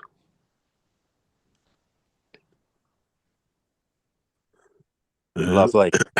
Yeah, as I said, we used to put everything on the pan, or people who were around us were putting it on the pan to be there. And we found out the less we talk, the more research and development we can do. So you don't hear us doing anything, a few bits here and there. And we bring people in to do the communication research, what it is, what needs to be done. We take the data and we carry on with the work in another angle and direction with the whole process. This is how it's become nowadays. We have too many people sticking their nose in our job, so As I said to a guy, we want people only so our failure, they think we don't do anything, but underneath we do more research than actually we're doing 2, 3, or 5 years ago. But nobody needs to know. If you know our failure, that's good as hell, or they can't do anything, but you don't see the success and what we're achieving underneath in the different direction. Talking about this, I explained this last week or the week before. If you have developed a technology with our technology, with Big Step 100 technology, or something with a combination of our technology with others, and you see it, we see if it works, if it is there, we are prepared to bring it in, develop it, and market it. And we still leave you in charge of it because you understood, you came with the thoughts, and the structure offers you partnership, that your technology become partner in success. But if you see we can use it in the other parts of the technology for the foundation, we still are interested too. We don't want to take technology and just walk away. We want you to be part of it because you understood to develop. And as understood in the research centers, there are no doors closed. Everything is open for everybody who is in research to see what is going on, what they need to develop, and what others are doing that it could be beneficial to. So if you run Keshe Foundation websites around the world, and you have your own website, you want to join the Keshe Foundation as part of a bigger structure, much more variety of products that all takes from one center, then write to us. We prefer if you have developed something next to your system which is interesting to us, or if you just have a workshop, or you have a website, or you have a shop you can sell, or you're selling products, you make it yourself, become a reseller for Keshe Foundation worldwide, in China or outside China, and you can take a lot of advantages on it. If you sell 10 items, maybe 1% of people who go to Keshe Foundation website from your side are there. So you have 99% clients or customers which are totally yours. Instead of having 10, 20 items and you get limited income, we can give you a spectrum of two huge number of products that you directly work within the structure of the Keshe Foundation. You take from the producers through the Keshe Foundation, and you increase your portfolio. But to get that, you have an agreement with the Keshe Foundation, and your website becomes part of our structure, but you run it. You can increase your income tenfold, 20-fold. They're not interested in that part, but if you have a product you developed and you sell it with license certification, we are interested to talk with you in partnership. A number of groups we talked to, a few are joining us in the past few weeks. And if we see you have other talents which can be used inside, we always discuss it. So instead of you selling 5 or 10 items, whatever you see on the Keshe Foundation website, plus all the associates of the companies which become David, you can put on your website. Instead of selling 10 items and halfway you sell out of God knows whatever, you have 1,000 items. And your customers, very few might ever come to Keshe Foundation or go to the others. So consider it. We have many people who like to become resellers. But if you want to become a reseller, but you produce a product which is unique and has a scientific understanding, not that have to be GANs technology only, it could be a mix of GANs technology with others. We are interested to bring you in on a partnership, but you run it, we keep an eye on it, and we develop it in a bigger way. Any other question? Oh yeah, write that info@keshe.foundation. If you're just making ganses at home and selling, but you don't have a website, you can still talk to us, but we don't know how to set that up, because if you have a company, it's very easy for us to take shares and monitor and everything else. Use the reseller program of the Keshe Foundation. You have to write it, and the criterion that you have to agree, you sign documents, and the Keshe Foundation website products becomes your product in your website. We have no problem with it.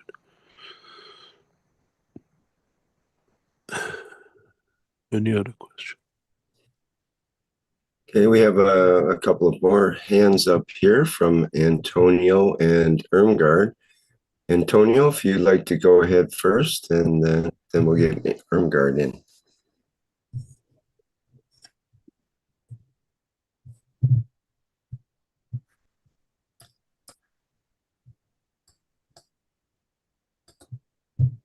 Antonio, do you want to speak? You'll have to open your microphone.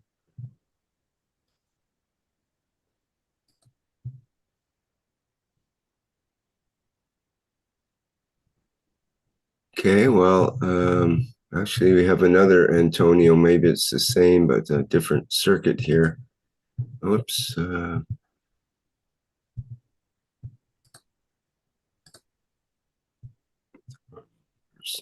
Okay, there we go. Antonio number 2, are you Antonio number 1 as well? Must be some other Antonio. Okay, well, go ahead. We'll get Irmgard in third then. I don't really have a question. I'll leave it to the next person. Thanks. Everything's okay here. Okay, maybe I accidentally clicked on that. Let's go to Irmgard. Thank you. Nice. Yes, a couple of things relating to seizures. When they happen during sleep, is that also something that has something to do with manipulation? It's usually when you produce too much energy. Right, but you were saying that people intentionally or do this. Some they do, some yes. And some if yes. it happens during sleep, is that It's unintentional. It happens, yeah, because you can create a lot of energy in your dream, because it's what we call action of your soul with the physicality. It can happen. And the second thing is metals causing this type of thing. When my dog first started having seizures, I talked to all kinds of alternative health people, and the first thing some of them said was he recently vaccinated. Because the vaccines contain all these heavy metals. Could be.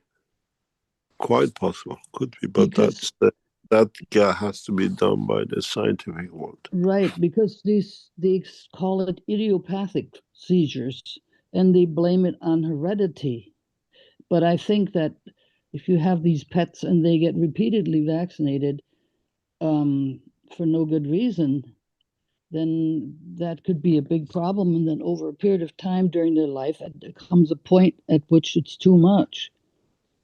Most probably, yes. But you got to understand that how they mix and how they base it back, or they call it in world of medicine, they create a bucket structure, which is supposed to be to hold everything together. But that bucket structure is a poison to the brain. Right. We've seen that in the reports in the American Senate regarding the children. Yeah. Yeah, and so what we ended up doing is just doing titer tests to prove that the animal was still immune, because why add more when they're already immune? You know? You make good money. Yeah, right. I know. That's all it is for. It's just them making more money, and this is what the world of medicine is at the moment, making more money. in a very short time, in 2026, towards the back end of 2026, we'll make a, hopefully, if everything goes okay, announcement about work of the Keshe Foundation on the wellness section, not on the health section. And then you can use our knowledge, so people around the world can use it. Its connection, hopefully, if it goes with the hospital, that service goes from doctors in the hospitals, but Keshe Foundation technology used directly. We'll inform you when it comes to it. It's a process which is just on the table and it's getting talked to get sorted. But we'll let you know. Thank you. Thank you very much. Shall we call it a day? Sure, if you like, yes. Yes. More questions? Well, there's a number of questions in our Q&A, as usual. Let's have a couple of them and call it a day. Okay. Well, we had kind of another health-related issue with Trevor, who says, Mr. Keshe, the last day we're in the classroom in London, in the last few minutes with you, I came up to you and asked about my clinodactyly pinky fingers. I couldn't bring my hand together because of this. I asked what you thought, and I was hoping you would give me an answer on why they are like this. You told me to speak to Dr. Kern about how we could fix this. Would this affect my ability to use this technique for transmutation? And why would I be born with this condition? Is it emotional? Speak to Dr. Kern. Make a time. Good. Info at Keshe.Foundation.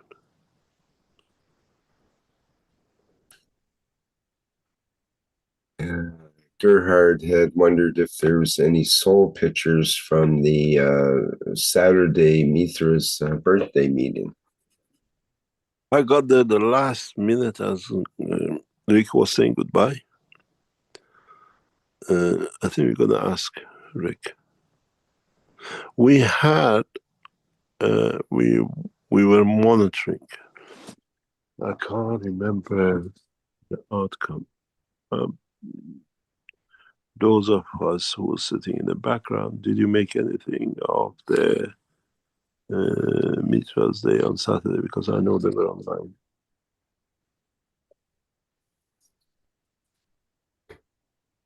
See that on that section, then we'll see.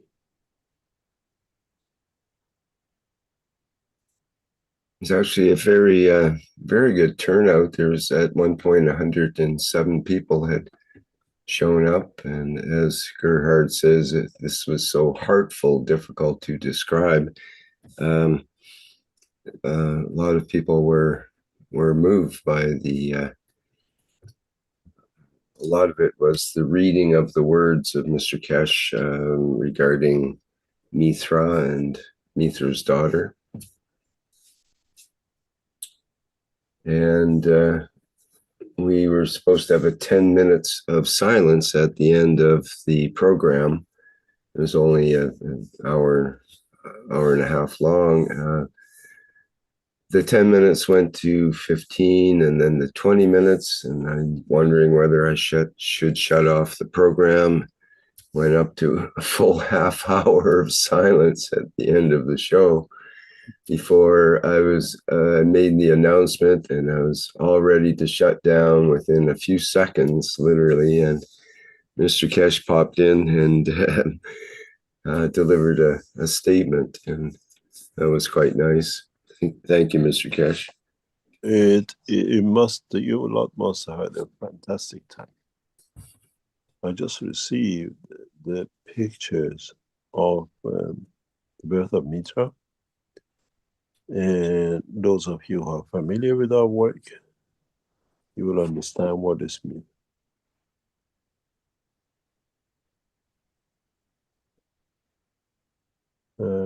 Let me just ask you,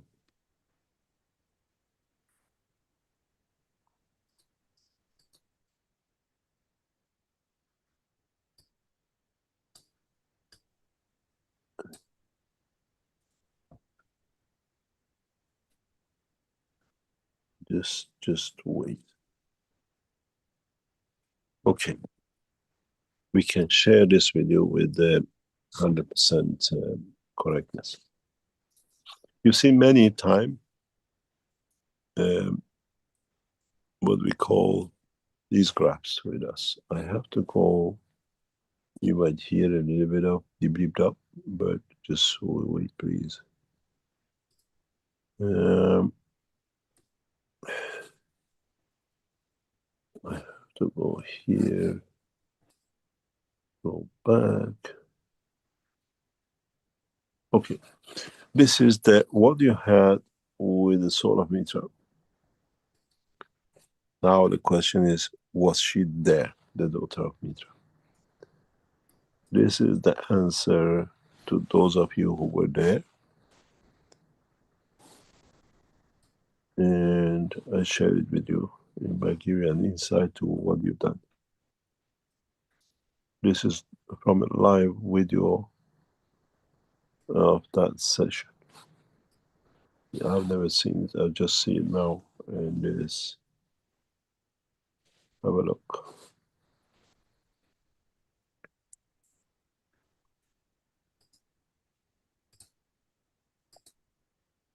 Just have a look.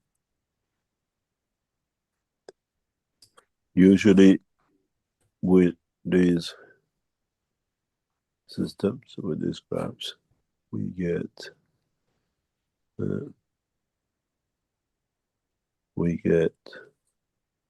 like this, and we get like this, and we come into the physical side. Interesting, very interesting. You lot must have a lot of fun that day. This is the graph.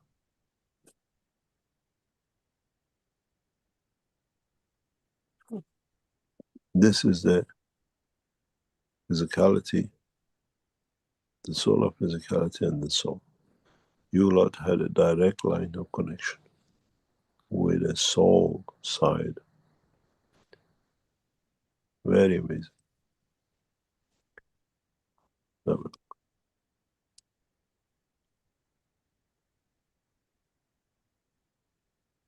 Never seen this before. And you see that door next to it that you can see it.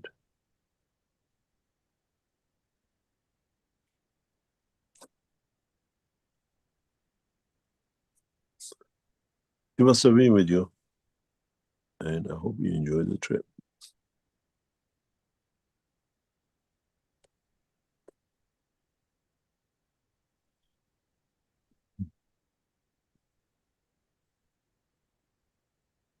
What is interesting is you see on the physical side a lot of activities, but on the soul side you see very direct line. As far a distance from the line of the soul to the physicality is in a dimension of the energy only.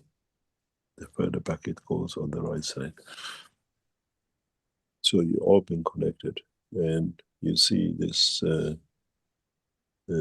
interesting point is this here.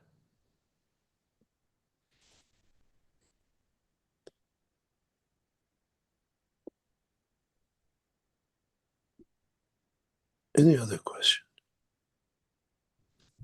Perhaps we could hear from Mirnes before we wrap up. And we did have one question about 3i Atlas from Claudia. After that, perhaps, if you could be so gracious.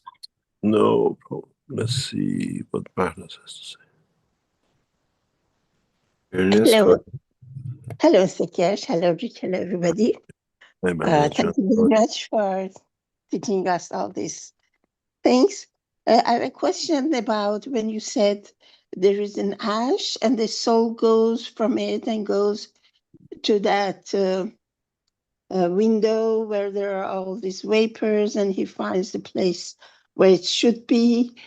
And so when you talk about ash, and then we learn about how to create that with their hands for transmutation, and do this system of the soul going to that wall of and vapors is regarding the body without soul, or can we do? That was an example.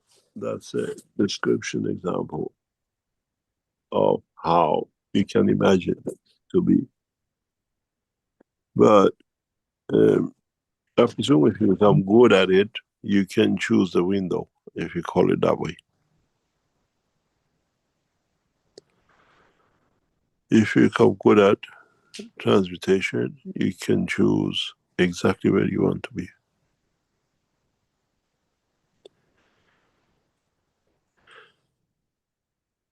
Needs a lot of work. Needs a lot of work to understand to do. And so it's not just the body, which is dead, which is ash, Yeah. but the live body also can. You get time, and you're a good reader. Read this in the original language. It gives you a lot of insight. Thank you very much. Thank you very much.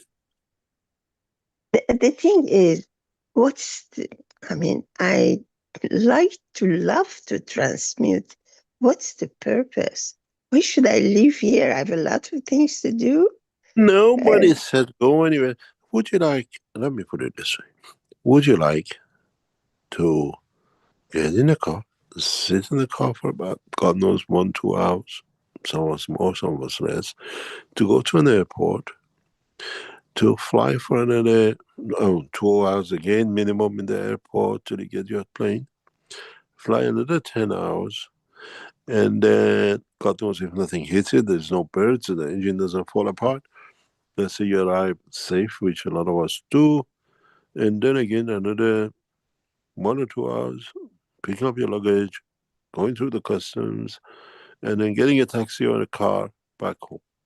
14 hours flight, let's say, travel. What do you do within 14 seconds? That's the difference. Yeah, but that is a lot of knowledge. Yeah, it's what you prefer and how you prefer. How you would like to do it and what's your fear. It's very, very... I don't know if I explained to you something. It happened to me in my business life. I think I've said it years ago. I used to work in Almaty. I had a beautiful office. I used to work out of Kazakhstan for years.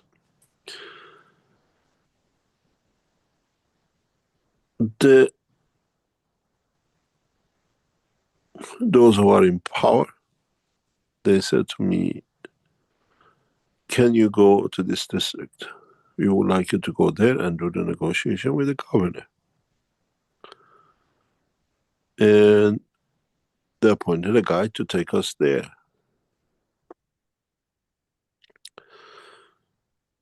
We usually fly everywhere.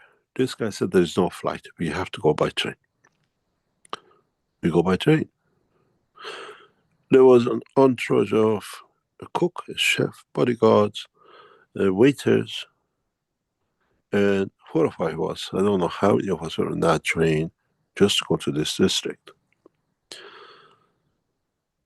I had the most beautiful sleep that night on the train. I thought I'll never go to sleep on the Russian train. We arrived. We started in the evening. We arrived next day in the morning. We went to the office. And when finished, I said to our office manager, to do this trip, I'm not going back on the train. There must be a plane. He said, yeah, there is a plane. I said, if there is a plane, why did you bring us here on this commotion? Oh, the guy appointed by the president to bring you here, he's scared of flying. And he organized you to come by train because he doesn't want to fly. I said, get me to the airport. I called the head office, we call it, the presidential palace. I said, I'm coming back with a plane. So there's one flight very soon. We get you on it. I watched 3 or 4 people being dragged out of the plane, literally on the back door, if you've been in the Russian planes. And we got in. They got the guy absolutely drunk out of his head to get him on the plane because he had to be back with us. So we took a drunken man back because he had a fear of flight. And when we got back to Almaty, he couldn't even remember he's been on the flight. The fear is the problem. The fear of what happened if I'm up there and something happens. It's our fear which is holding us back from everything. It's good to be having a little bit of fear, but if you get a phobia, then you're in a problem. I remember I walked into the office of the top guys and I said, next time you send me somewhere to do the work for you, I decide. I don't want any of your people. And that became the norm because we are not afraid of anything. And this is how fear is your biggest problem. Otherwise, you all can transmute. As I said, you can do it in 14 seconds, but you do it in 14 hours. Fear that what's going to happen.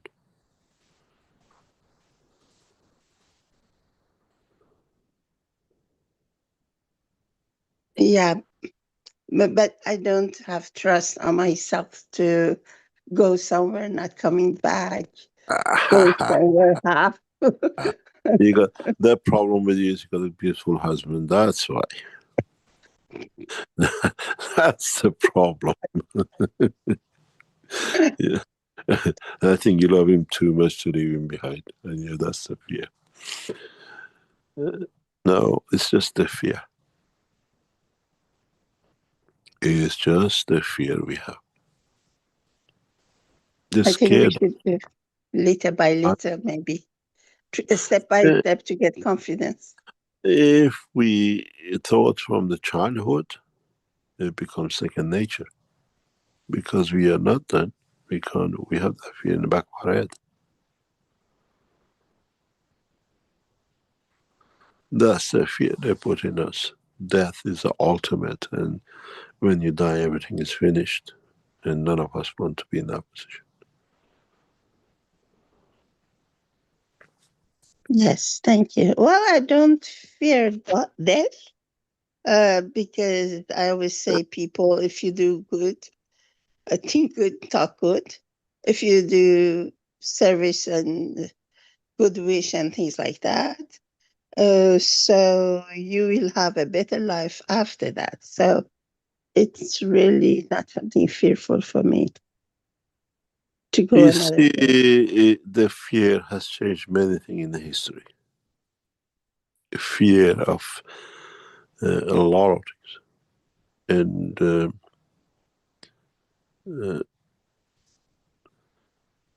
fear, and we see that fear in the history of our religious books, and it's changed. We see the fear of Pharaoh and end up with Moses. The fear of Darius and Kurosh, the father of them, of a man will take over his empire. He sent his own grandson to be killed. When you read the history of Iran, and the grandson became to overtake the grandfather, and we see the Mahd finish with the Sasanian, and we have the Khameneshis and the rest of it. And the fear has changed history. But again, you read about Dariush and Kurush and their grandfather and the rest of it, the what we see the same repeat suddenly appears in Jewish books. in a way explaining fear. So I always questioned, we have a kingdom and you have the same thing in a different narrative, the same as Darius and Kurosh and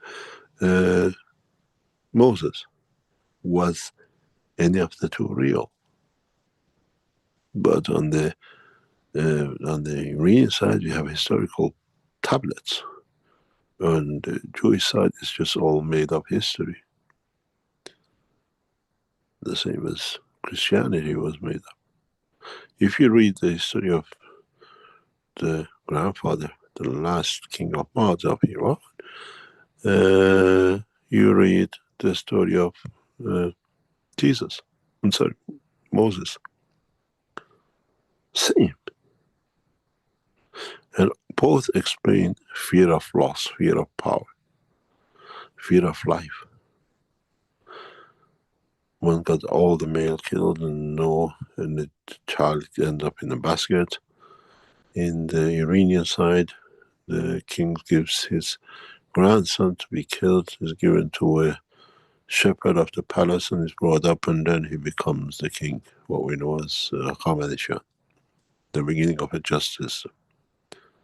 And the Jewish side becomes a destiny of murders. It's the same. None of the religious histories are true.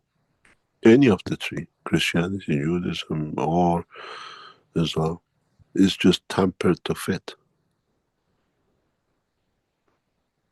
If you ask, read, those days people used to travel in between Palestine and Iran and the rest of it. So when they wrote the Jewish books, Torah, it just changed and tampered the way it fits because it fit. It's the same as in next week is Mitra's birthday, 21st of December. My life with all the time. And we see the same thing with Jesus. Virgin Mother, like Mitra, and the rest of it. Mitra was a virgin mother because the father was the creator, and the womb of the universe created her. And it's just adjustment. I don't believe any part of the history of the Moses ever existed, because it's too parallel, too close to historical papers we have from Ahmadiyya. Just change of names and change of narrative. Because we have tablets. We have nothing from Moses' time. Bunch of lies and cheats. And fear. Where Koresh and Darius, even when they got the Babylon, he made sure their wife is kept safe. That the king came to submit. He said, it's yours, not mine. And then you read Moses, what we call the history of Torah is all killing and fears, because that was only so tied down the same bloodline of acceptance, not the blind line of being part of with Palestine. We know most of the Islamic, what is put on is rewritten 2nd, 3rd century by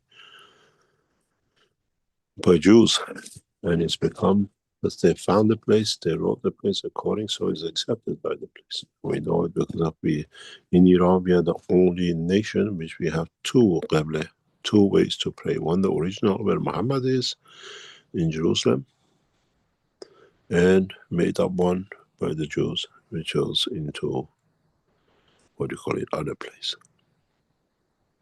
Why do you need two sides? And then you see a lot of things is out of fear. Jews couldn't handle there were too many Muslims. Out of fear of their own demise, they created a book for it. The true Muslim still prays towards Jerusalem.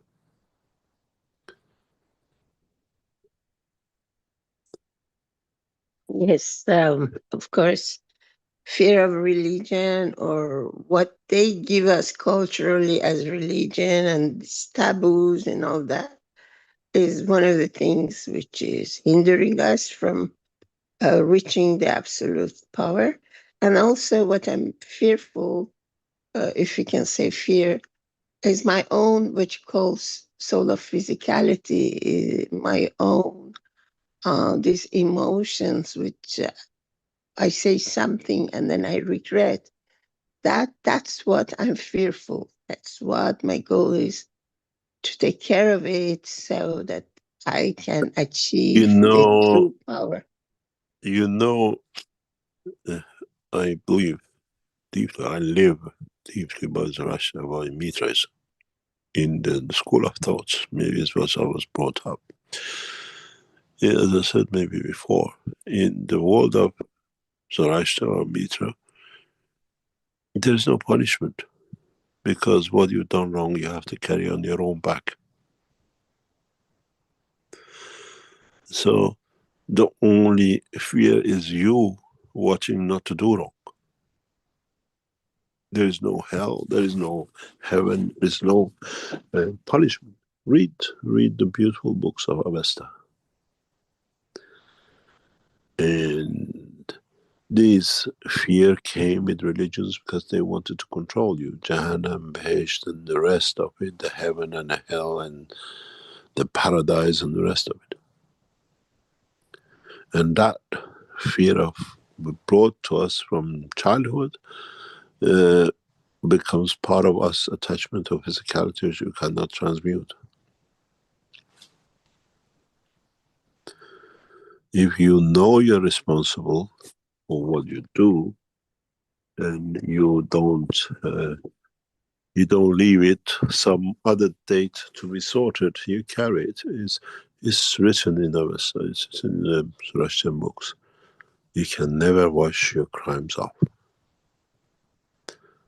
You carry it on your back, and it has to become a lesson.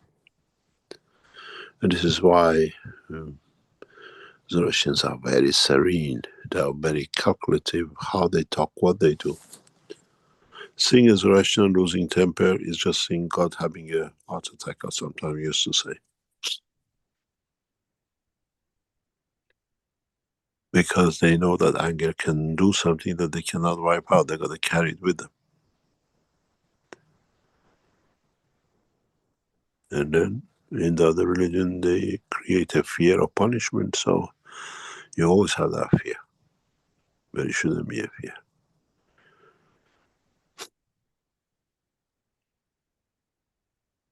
Thank you very much for your teachings. Very enriching, very eye-opening. And I thank you very, very much, sir. Thank you very much. God bless.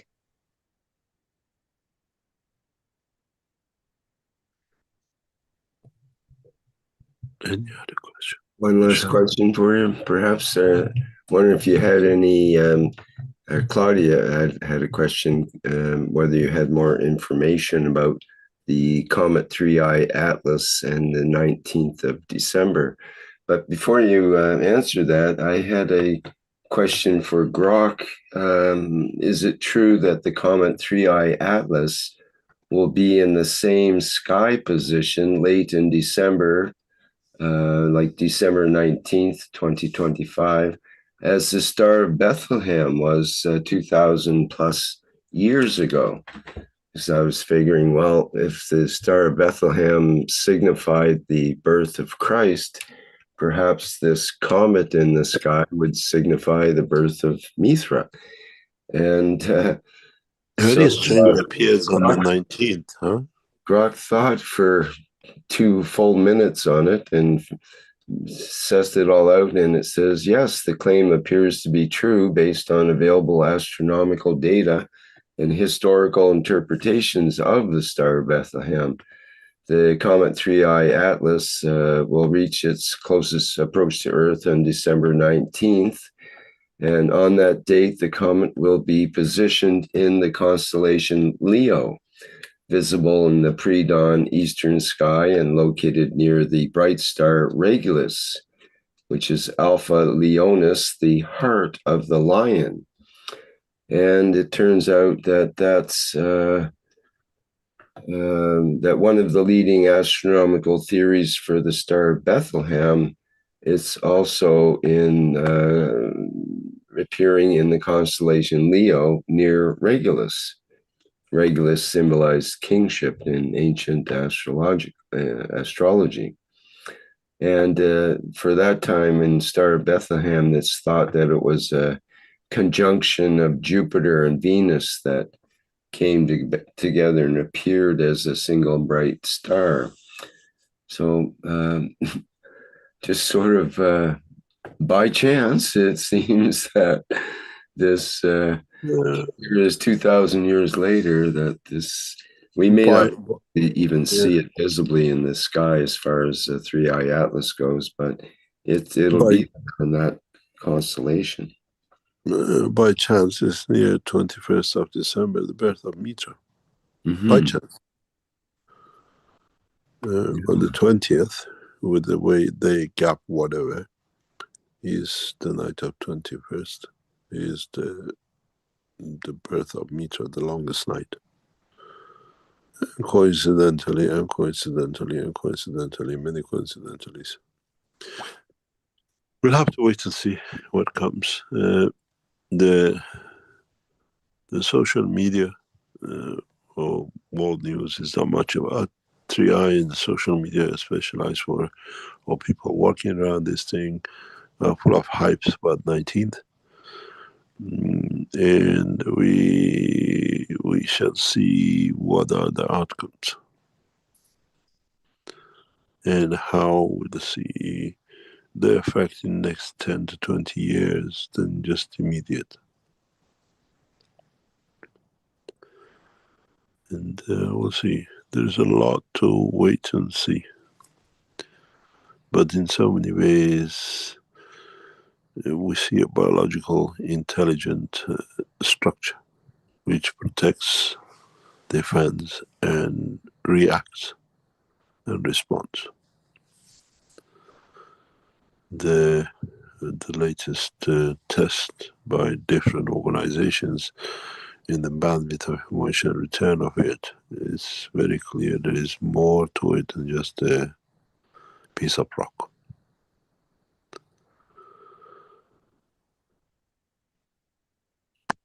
See next Sunday, and see how the humanity changes 20, 30 years later.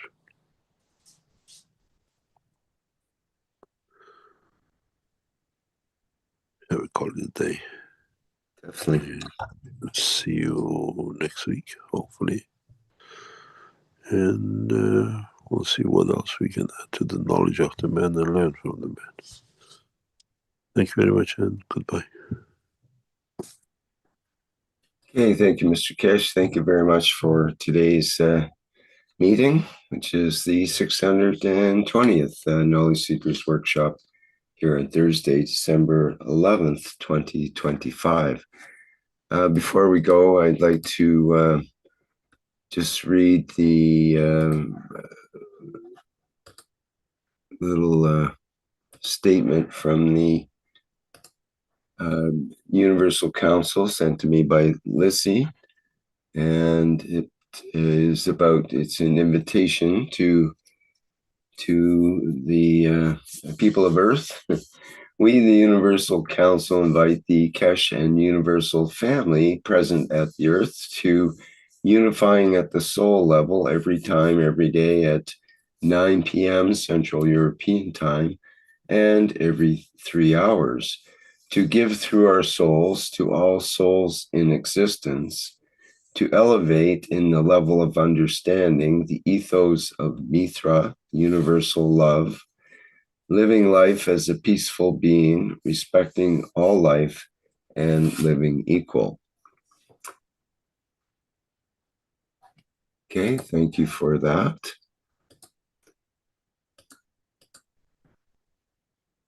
And just get my And let me see, our next public teaching workshop, let me get my calendar up, and that will be on Tuesday, coming up on the Tuesday the 16th, with the One Planet, One Nation, One Race for Justice and World Peace. And that program will start at 4 p.m. with members and support members of the Universal Council presenting that show. Okay, I think that's all for now. And thank you very much, everybody, for attending today's 620th Knowledge Seekers Workshop. We'll see you next time around, and hopefully in a public teaching. We'll go out with our usual manner with the Flight Enhancement Spaceship Unit, and see you next time.